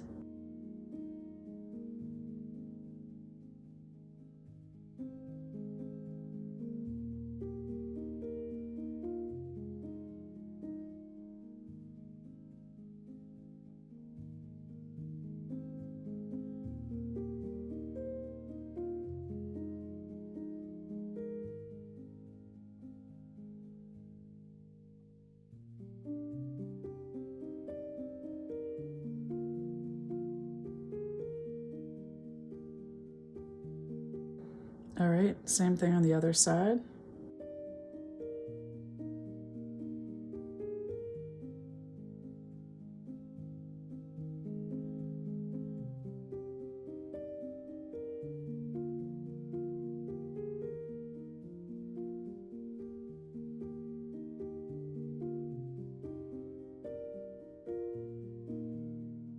I'm going to pull some more over here, get it a little bit lighter than we have it. I'm going to wash off my brush and refine the left side.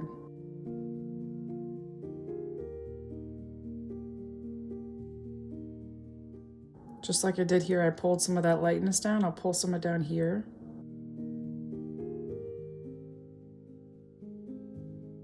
Could you imagine cats looking like this without any stripes? It would look so weird.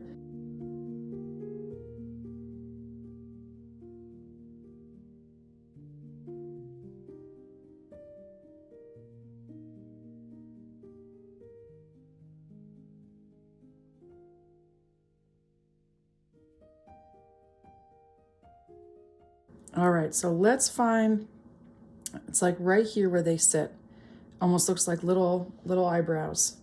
I'll go in with the medium gray to add those in over top the wet gray paint. So we almost have them. We basically have them here. And they look like, I don't know what they look like. Almost like a little fingerprint. I'm using lines to get this in. I'll start small and get them a little bit bigger. Work out from there.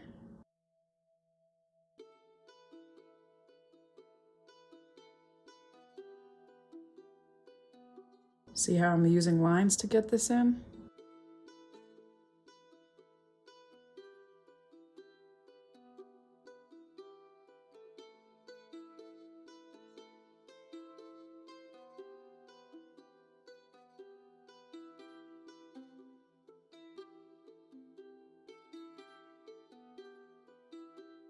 All right, and then there's going to be a V.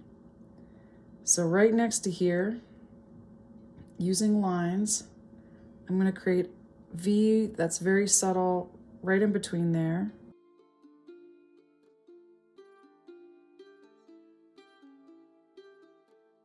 I'm going to mix up my light value with the medium value.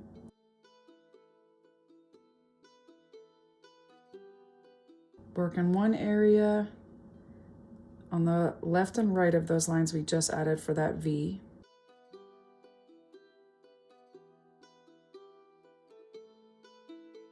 And then I'm going to draw a line from the center of the head as if it was going right up along the nose. And we're going to start working gray up from there with line after line.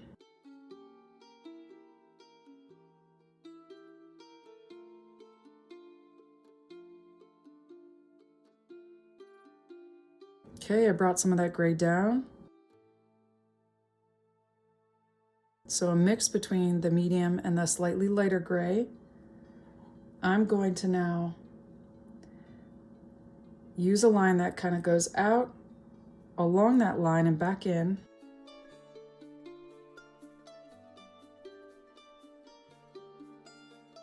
And then more lines along that line for the center line. And then back out again.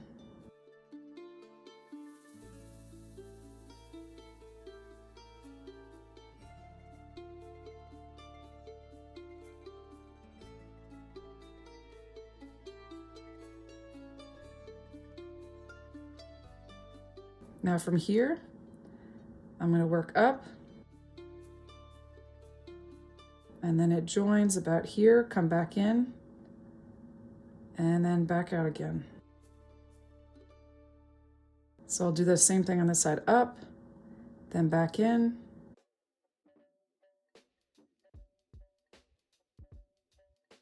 and back out again.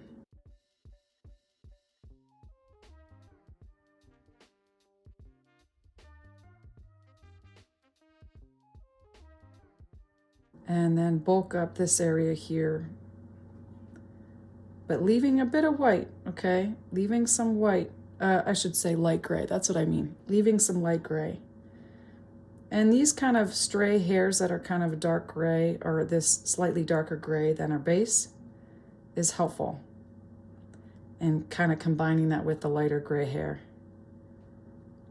And then I'll just fine tune it, shape it so it kind of comes down a little bit further, even using that same gray to bring this up a little bit more. And a little bit more towards the center.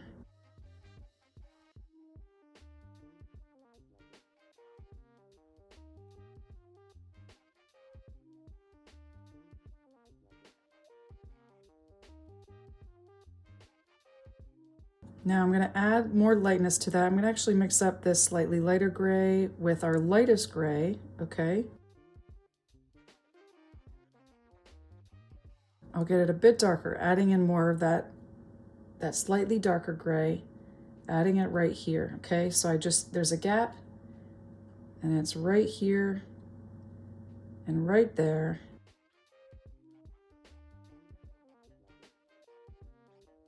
I'm going to add some of these lines in the proper direction, kind of scattered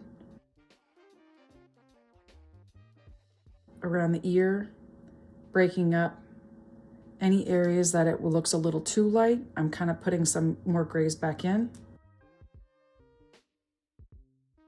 I could even add that color, that mix between our lightest gray and the slightly darker one, right here. Slightly over top some of that reddish, pinkish purple.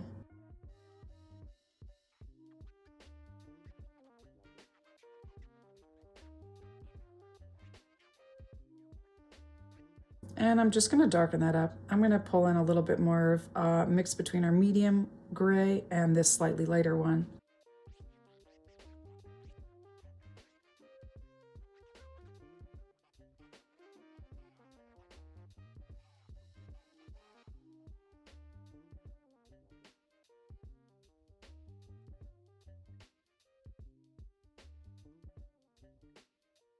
And then I'll go back in with this medium gray, just the medium gray, with our size 0 liner brush, and start adding very short hairs, cutting up over top that turquoise background.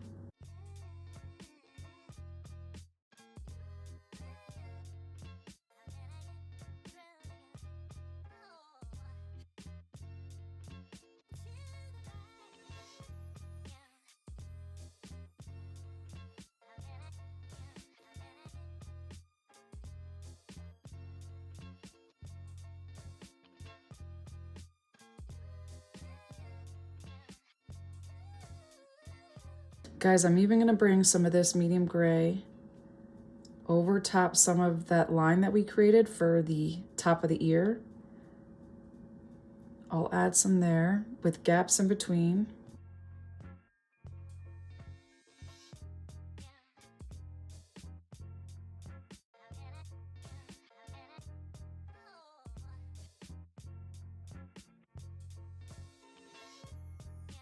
And back to that medium gray, guys, because I'm gonna pull down some of this gray, leaving a bit of that light gray. See how I'm doing that? I'm actually pulling some of this to make it almost look stripy.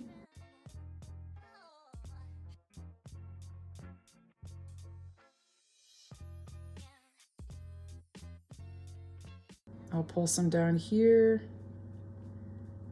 pull some of this up a little.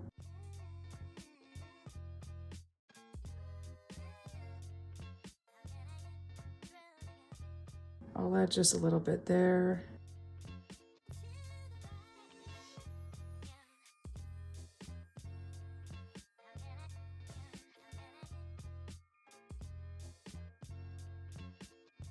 I'm going to just add a bit more of the gray on this right side so it's consistent with that one. And I see it. I'm going to go in with our darkest gray, lighten it up with the medium gray, because that's why. This needs to be darker, okay? So darken this line up.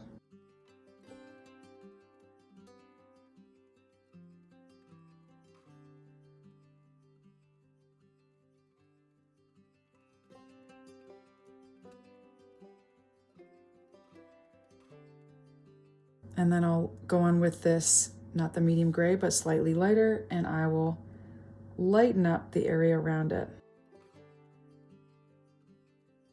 Thin it out, lighten up the area around it, and I want to pull it in.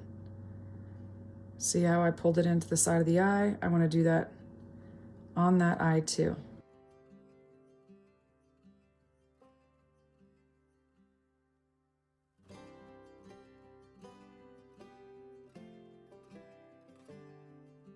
Now it abruptly stops here, and that doesn't look quite right, so I'm going to go to this gray,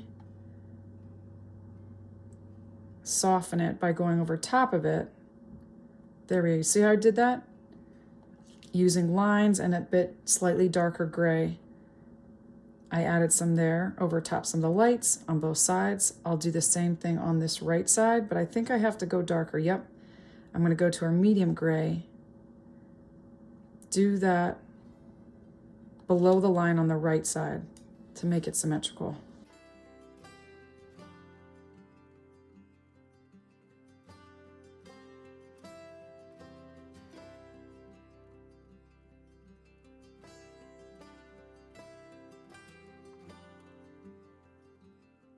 Now this mouth area doesn't look quite right to me, so I'm mixing up some of the dark gray with our medium. I'm going to connect these lines, but then soften that area. Okay, soften it. So I'm going to add those lines in, and then go back to our light, a mix of our light and medium gray, and soften it.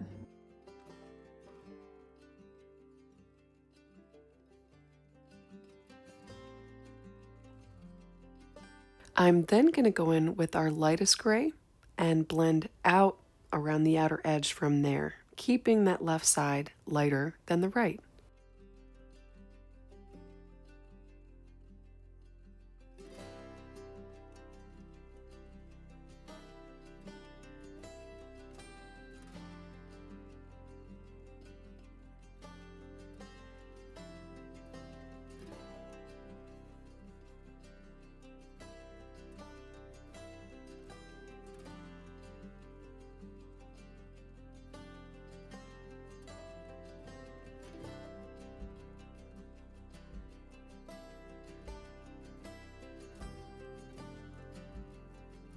Now while we're here, I'm going to use lines to kind of cut up into that gray. I don't want to bring them down, I would rather bring them up slightly.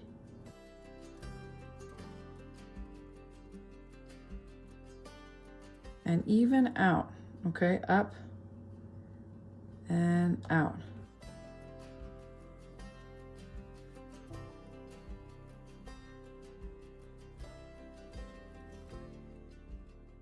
All right, and let's get this white area we have around the ears. So I'm gonna go in with the lightest gray we've added with a little bit of this light gray and white. And very simply, guys, we're gonna outline around the ears and that white that we have down here. Oh, too much. Little too much.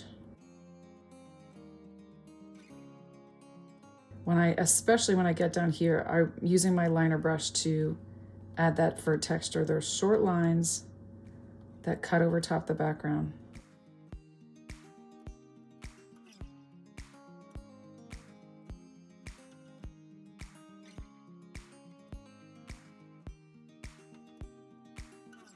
All right, same thing with the top of the ear. I'm gonna wash off my brush because it's getting a little too thick.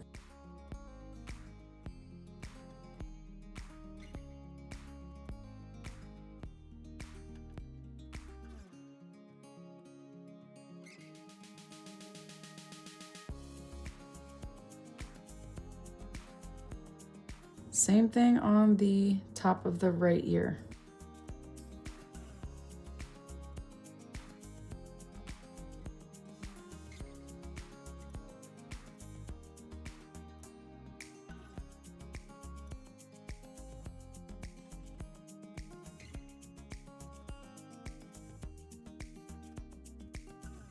How cute is this little kitty cat? I'm gonna have the hair getting a little longer on the lower part of the left cheek, a little bit longer on that side.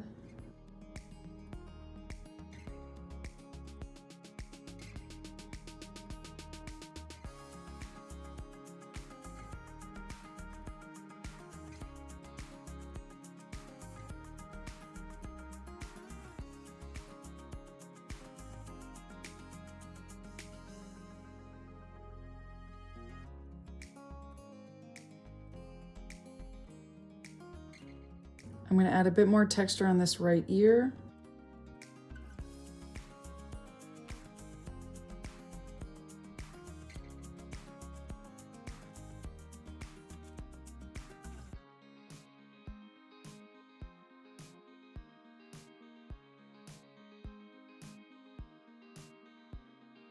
I'm going to add the littlest bit of highlight on this right side that comes into this fur, adding a little bit more of that than I see in the image.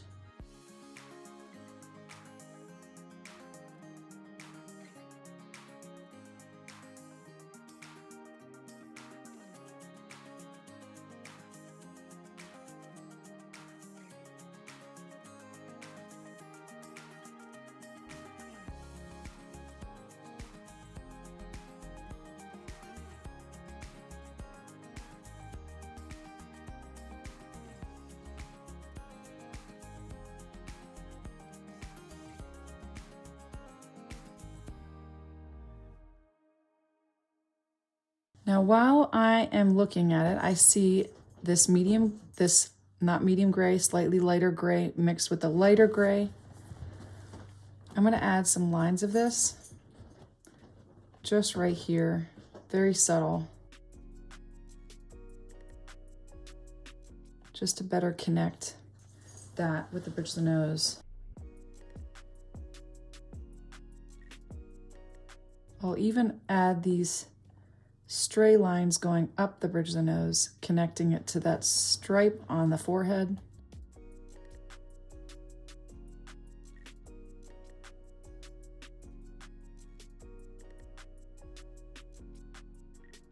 Even some here.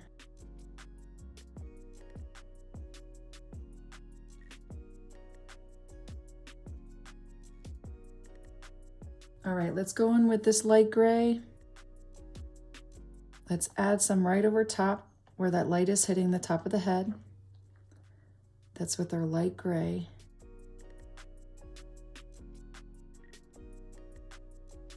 I'm going to add some over top the light gray hair, right in between.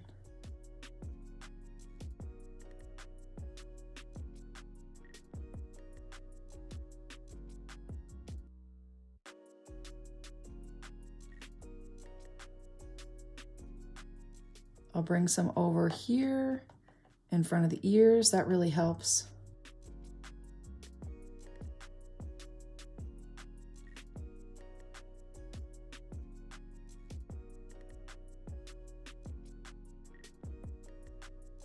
I'm going to add more white to this light gray, and we can really bring out the highlights here.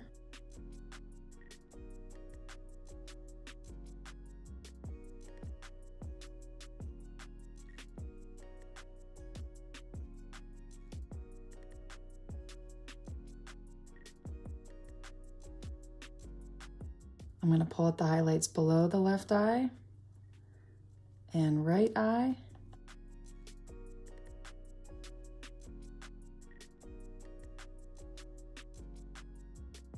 Above that eye too.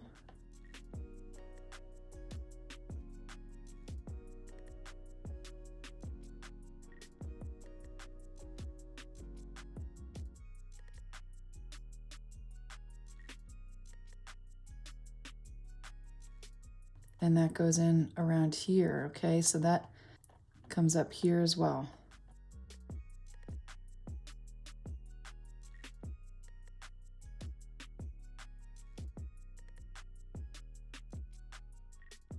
Around those little eyebrows.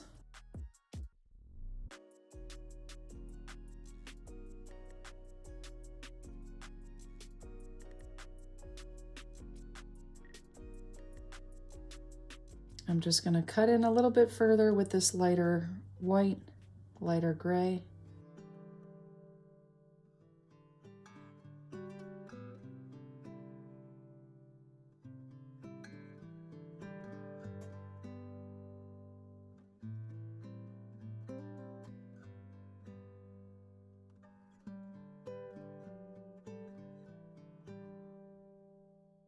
Okay, so let's move on to the body and the paws. I'm going back to my size 8 cat's tongue brush. I'm going to start with a mix between our medium gray and the slightly lighter one, working below that chin.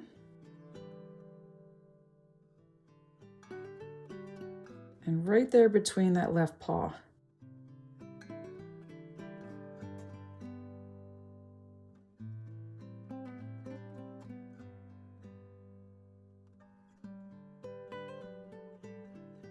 I won't bring it over further than about there with that gray because it's a little too dark.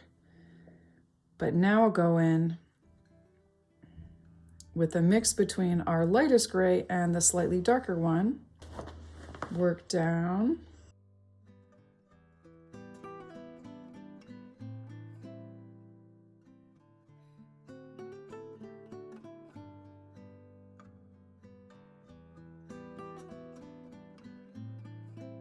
And now go to my lightest gray.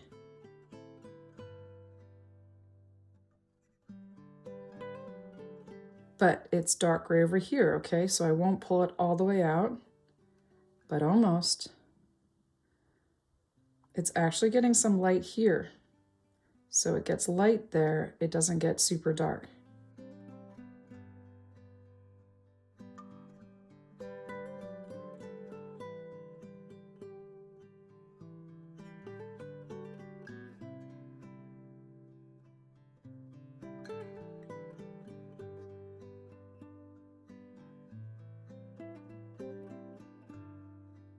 I'll pull it out a little bit more, but I won't pull it out with my cat's tongue brush because of the space with my lightest gray.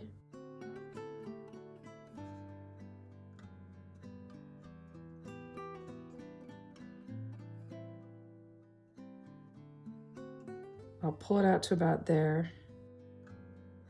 and then go straight into our medium gray and paint in this area.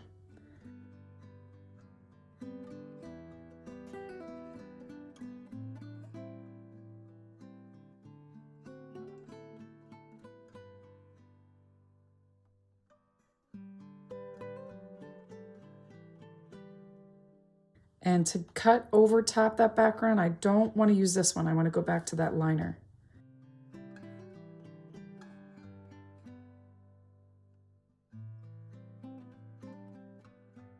So I'll stop about there, move to my liner brush, carefully hold my hand so I can keep it steady,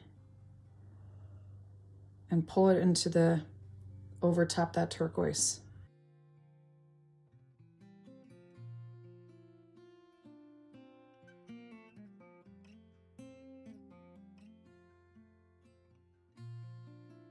There's going to be blending, and that's good. We want that.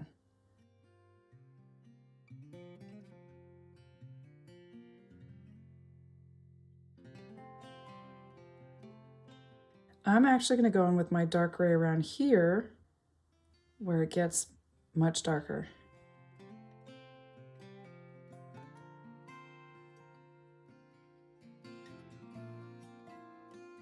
Darker because of the fur, and also darker because there's not much light hitting it.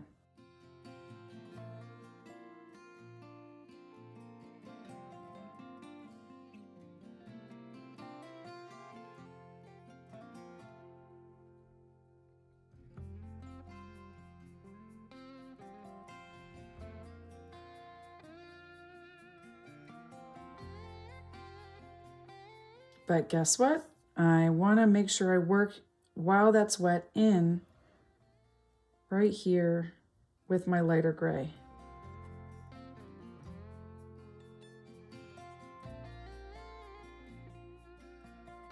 Now the fur is longer on this area, so watch how I'm getting my brush strokes a little bit longer. Definitely still straight. And bringing them in, but working more in the center because a lot of that fur is being covered up. Not much light is hitting it. There.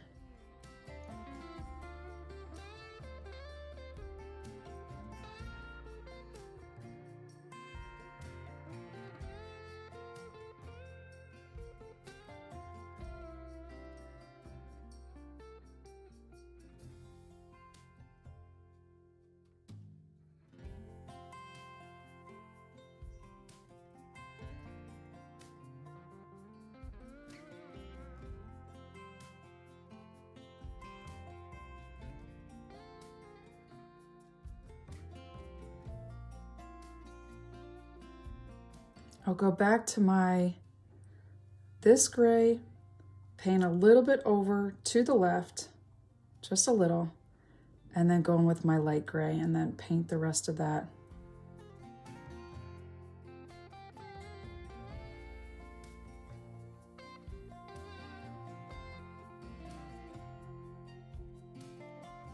Again, switching to my liner brush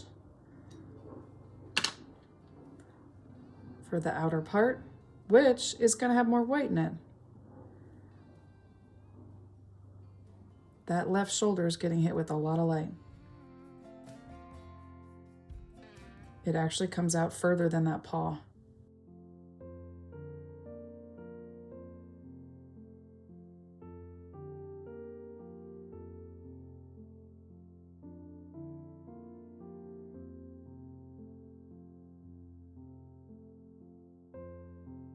See how I'm connecting it to this part of going with straight white for this. And we'll have to add a few layers for that to really stand out.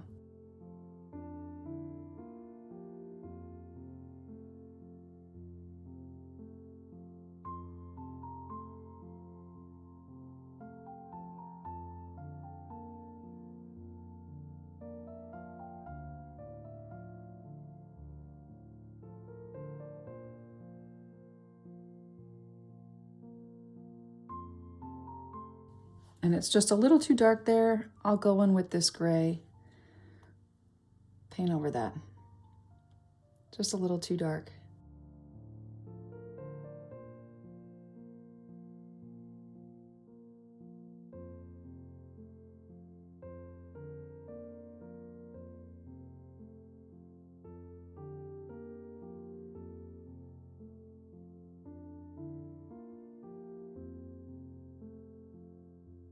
So before we move on to the paws, it's going to be so much fun. I really can't wait for those paws. We're going to add the root of the whisker and that little leftover dot right there. I'm going to suggest we switch to a spot brush for this. This is my size 3/0 spot brush. That's going with a mix between our dark gray and our medium gray. Okay, so there's, oh, be careful you don't get your hand on the wet paint. There's actually 4 rows. So one that goes like this here, and on that side, that's going to be the darkest and largest circles. One below it in rows, and it gets lighter as you get down. Okay, so I'm just going to make one line to the left of that left nostril, and then 4 dots over.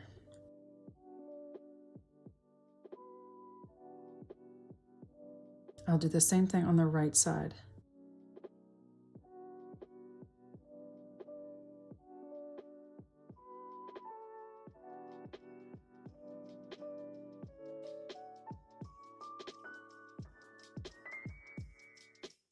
Okay, let's get a little bit lighter, mix between our light value and our medium value.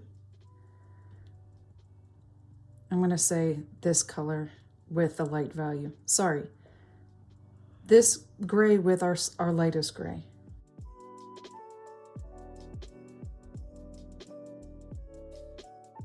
It has to be darker than that. So I'll pull in a little bit of my medium value. And these are less like dots and almost more like lines that are connected. My brush strokes are going to get a bit longer. And you may even have some grays that are already in that spot, and that's good. I'm going to use the dry brush technique to take what's left on my brush for the areas below it that we can barely see.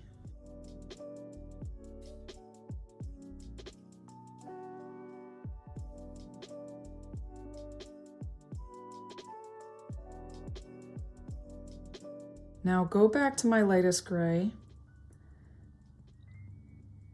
I'll add more white to it.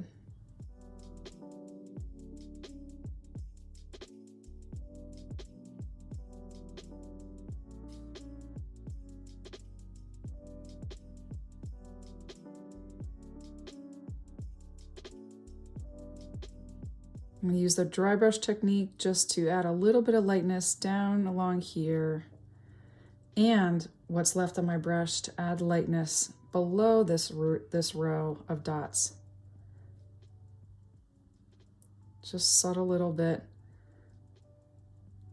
to separate that row. And again, below it.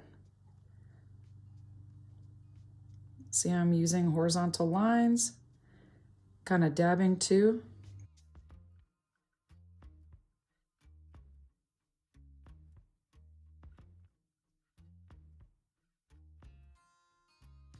And then last but not least, with our medium value,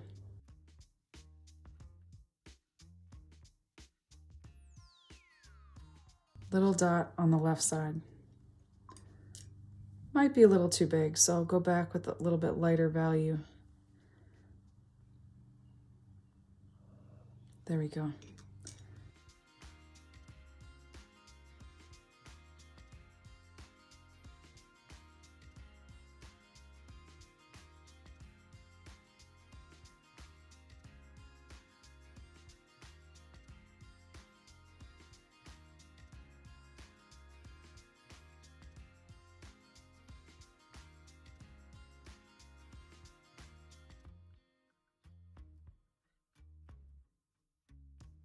I'm going back to this gray right here, Add a bit more fur texture right in that corner. I think it needs that. And then let's go on to our dark gray, okay? So these little shapes in between and on the bottom of the paws right here, I'm gonna go in with dark gray. I'm just gonna paint it all in these areas I showed you, simply with dark gray.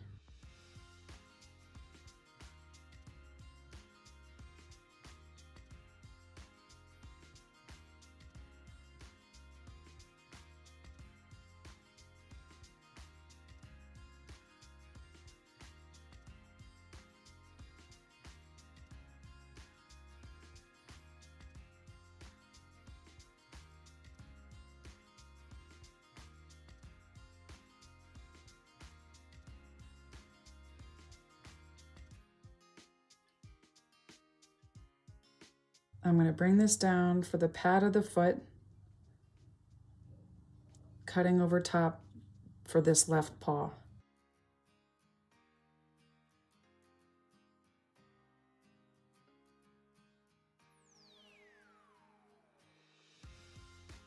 See how this gets thicker here? It's almost like a long dot, and then it gets thin again, and then gets thicker at the bottom.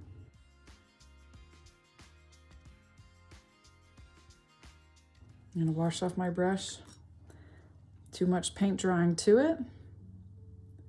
Back with my dark gray.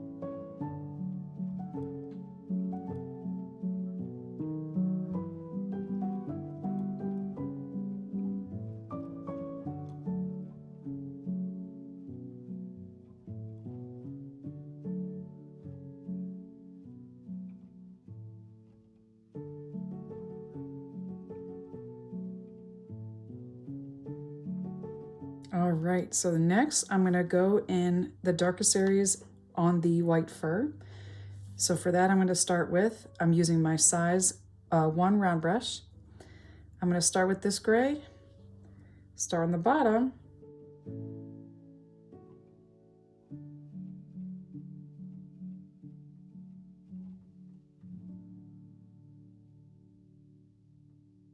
when I get to about there, I'll move to the light gray.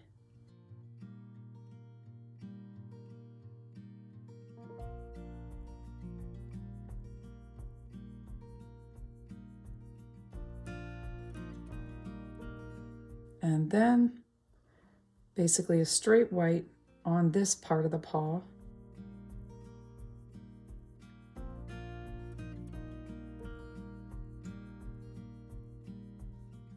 I want to make sure that's pretty well blended. Same thing, but it's actually very light on the outer edge. I'm going to go back to this gray, add it here.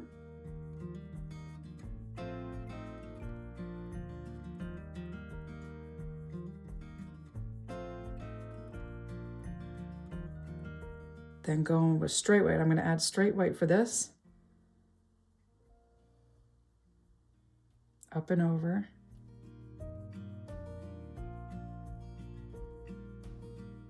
I actually want that white more along here.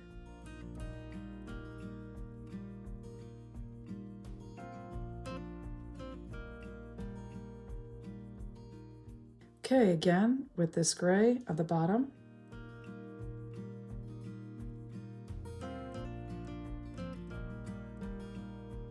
Now this gets a bit darker, so I'm going to be blending in some dark gray at the bottom.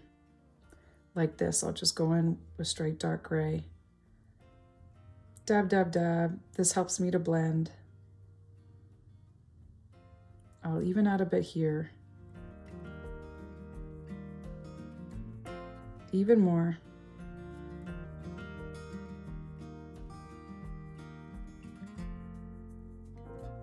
And then I'll go up to this gray and work up.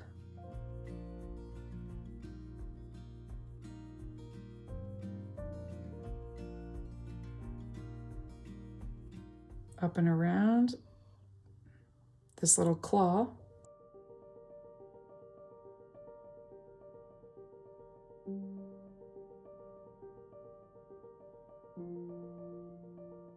Okay, that's actually a little too dark, so I'm gonna go and pull this down again.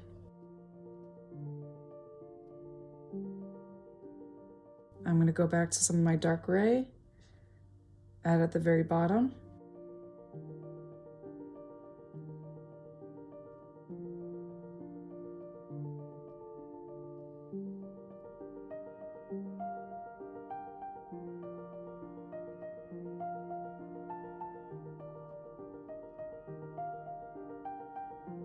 I'm gonna go in with my light gray at the top.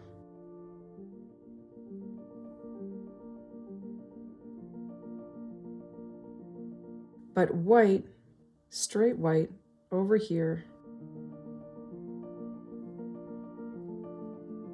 Okay, so that's straight white. Trying to find my white in my paint palette. Straight white over here.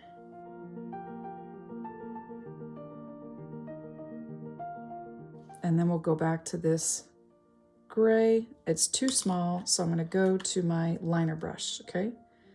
Go into my liner brush.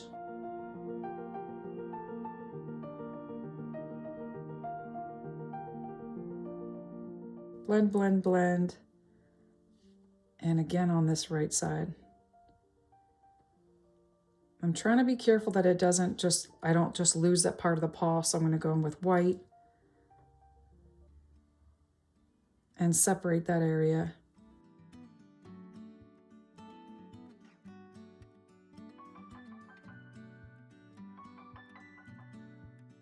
Going in with dark gray to add that line back in.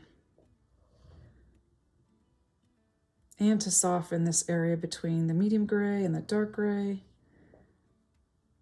Even some on here. And the bottom here.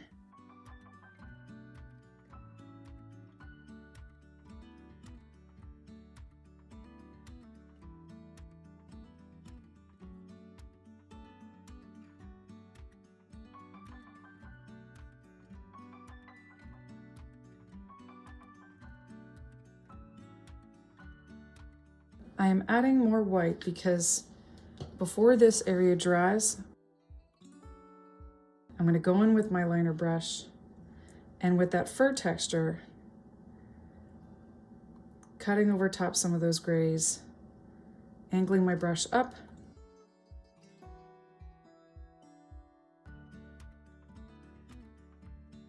getting more white on this left side of the paw.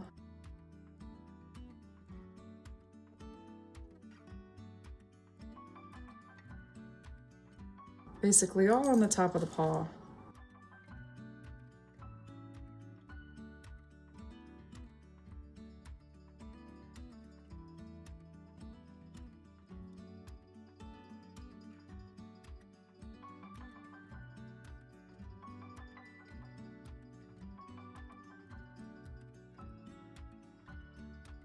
Now an area I want to add just straight white to, while I have this white on my brush, is right here.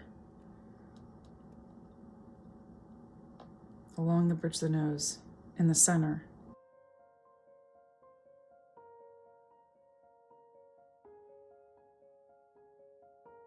Again, on those main areas, we have a lot of layers we have to add to really make that stand out.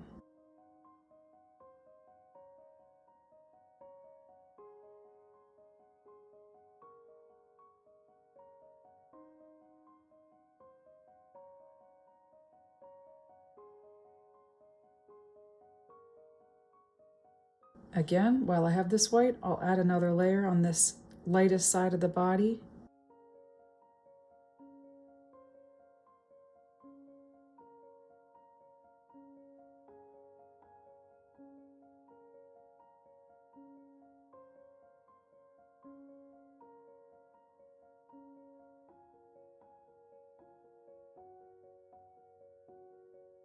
All right, and let's finish up that right paw. Brushes are getting a little dirty. Going in with my size 1 round brush. Same thing where we start with this gray on the bottom and then work up to our lighter gray.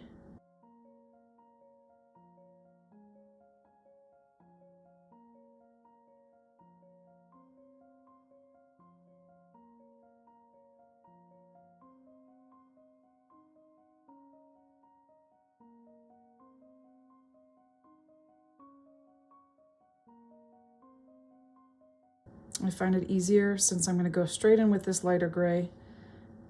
I'll just do the first 3 little toes all the same way, where I add the medium gray first and then I blend in the top. Just be careful as you're doing that, because sometimes that can pull the darker gray up too far, where we want basically straight white. And I'm just going with my white.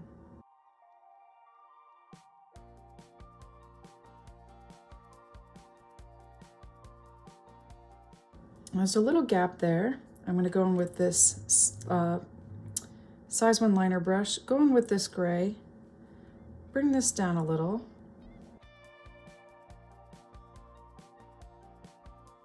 and then back to my white.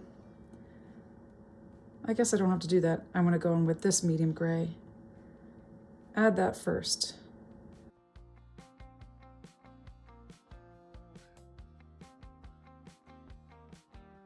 I'm going in with the actual medium gray for the bottom, where it gets a bit darker.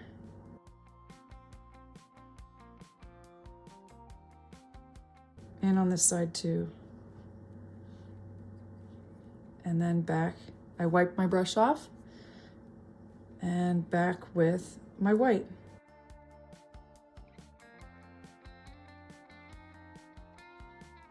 I'm not going with that gray. I'm going with white just because they're so similar in the area above this.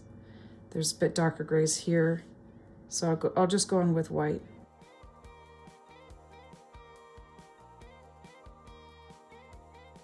And then back to the gray for down here.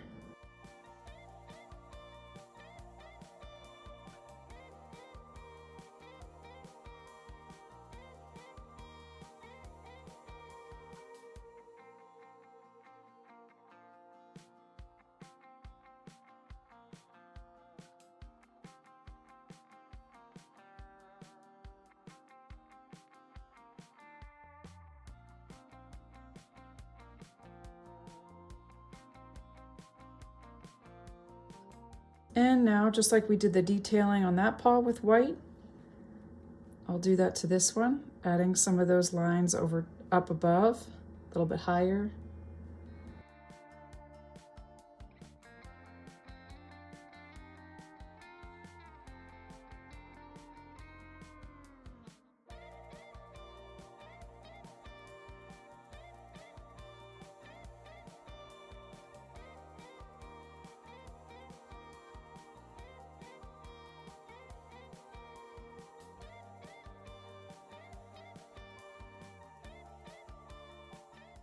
Just adding a bit more lightness around those claws.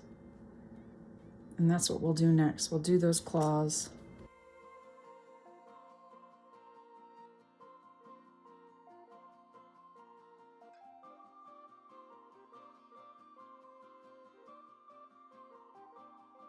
I want to join that better with this gray. I just want it to blend a bit better.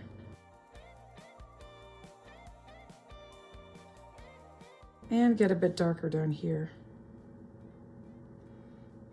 If you need to revisit your dark gray, do that now. That's what I'm doing. this actually gets dark like this. See how I did that? I brought it out at the bottom more.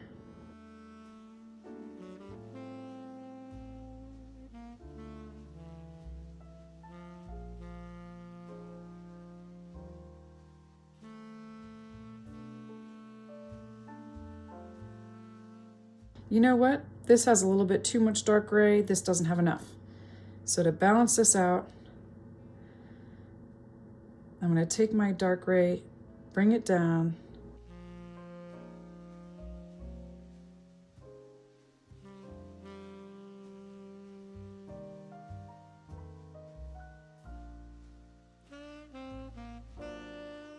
And then blend it, get it a bit darker right here. Blend it, connect it.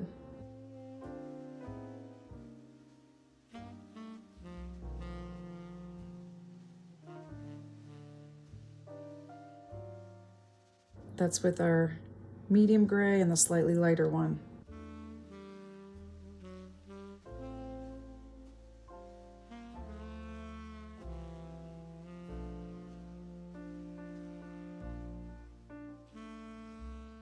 And now for the claws, I'll go in with my light gray and this is my size 0 liner brush. Just add little claws, curling claws.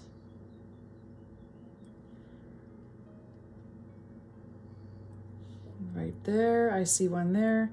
I see the littlest bit of one here. I'll put a little one in there, and I actually made this one too long, so that's why I'm going to fix it up.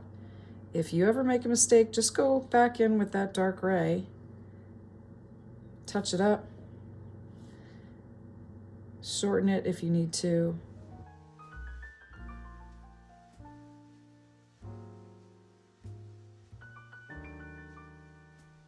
I'm going to add some more of my medium value at the bottom. Medium value at the bottom here.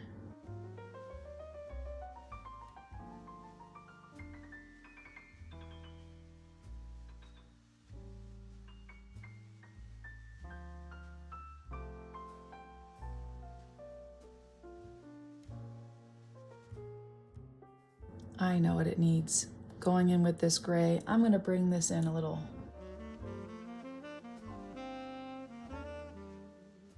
And then bring over the white.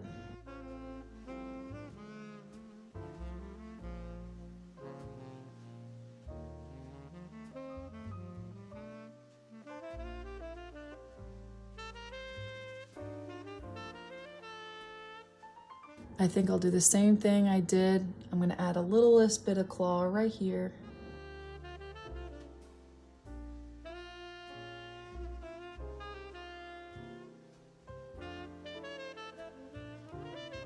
I'm extending that out so I can put a claw back in.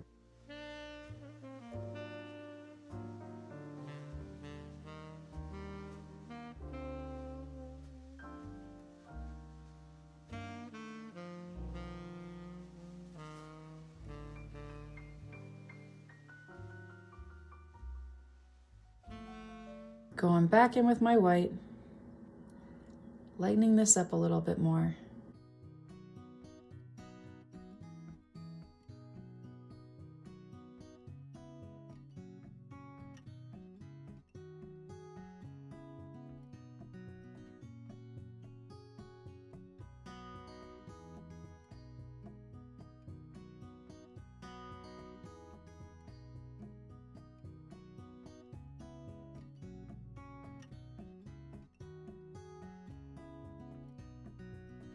All right, so let's move on to those inner ear hairs. We're going to use gray.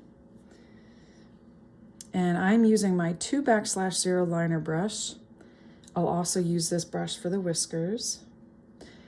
And I'm going to go in with this gray. I don't think I'll need this gray, but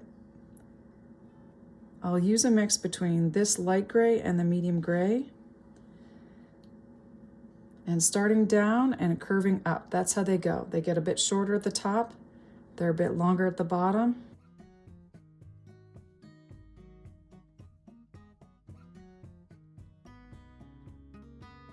And they also come in.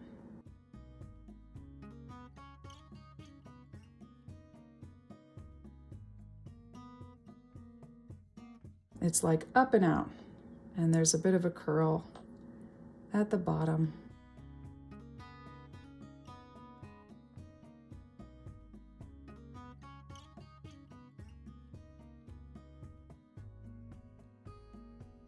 See how I'm adding a bit more of a curl to the end?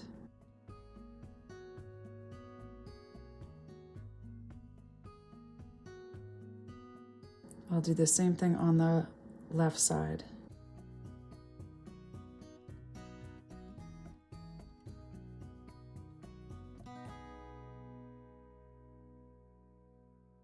If you find your brush strokes are getting too thick like mine, you want to wash it off and try again with a thinner amount of paint on your brush.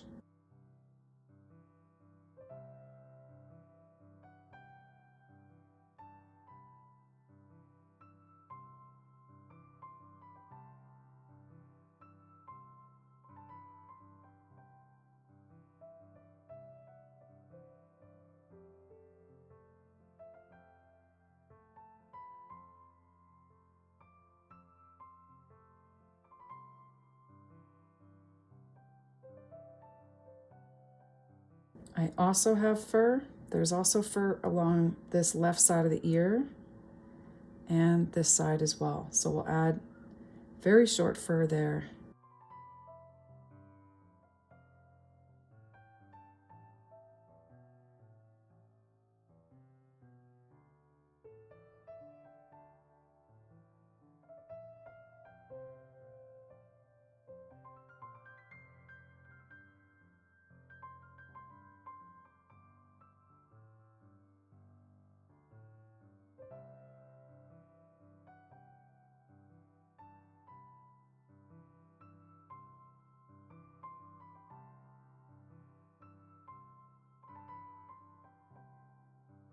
Now, before I move on to anything else, I want to actually make sure that this is a bit more blended like that. So I'll go in with this value and some more of the dark gray to make sure that's joined nicely, so it doesn't jump from dark to a light gray.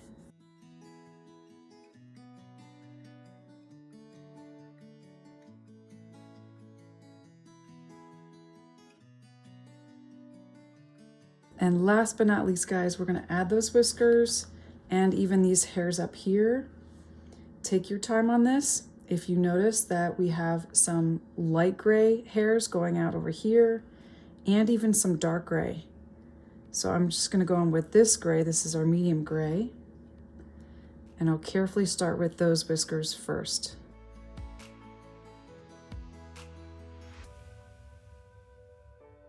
Get them as fine as you can with a thin amount of paint on your brush.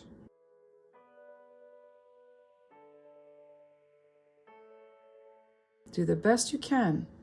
This does take practice, okay?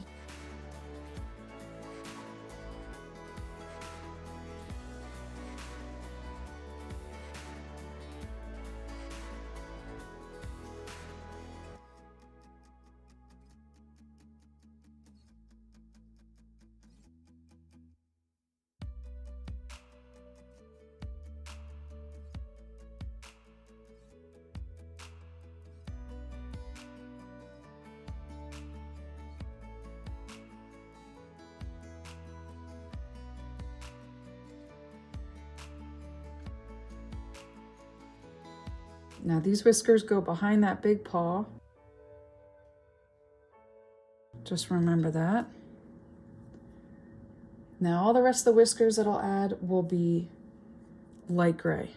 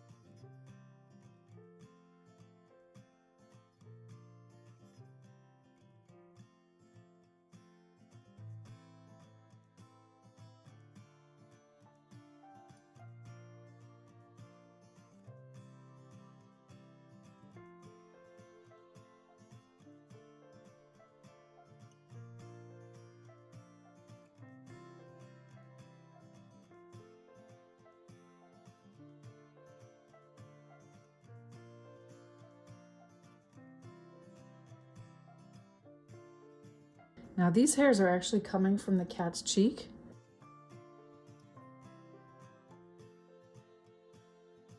And I'm only going to indicate them just where they come off to the background. I'll move on to these whiskers here.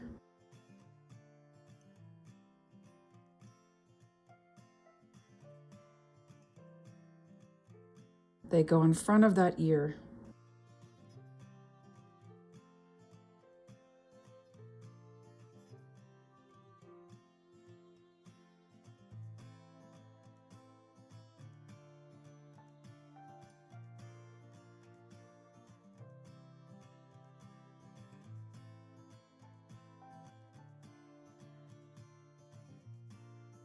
Now, I find it easier since I'm not left-handed, but when I do my left side, I start with like half the whisker, and then I go find it again and join it. Does that make sense? I start like halfway because I'm just concerned about making the end too thick.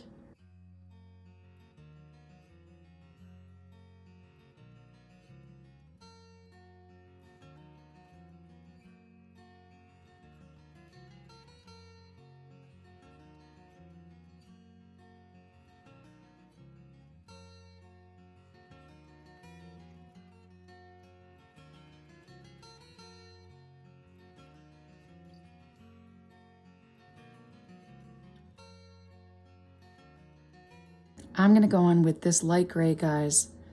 Just add the smallest little strong highlight on that left eye and a little bit right here on the right.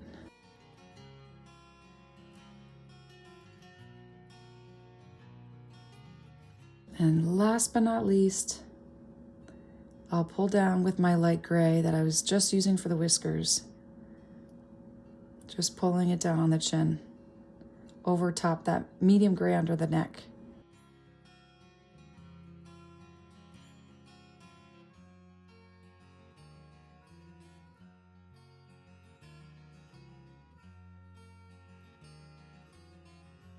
And if you ever have it where it's too dark, sometimes you can look out and pull it up with your finger.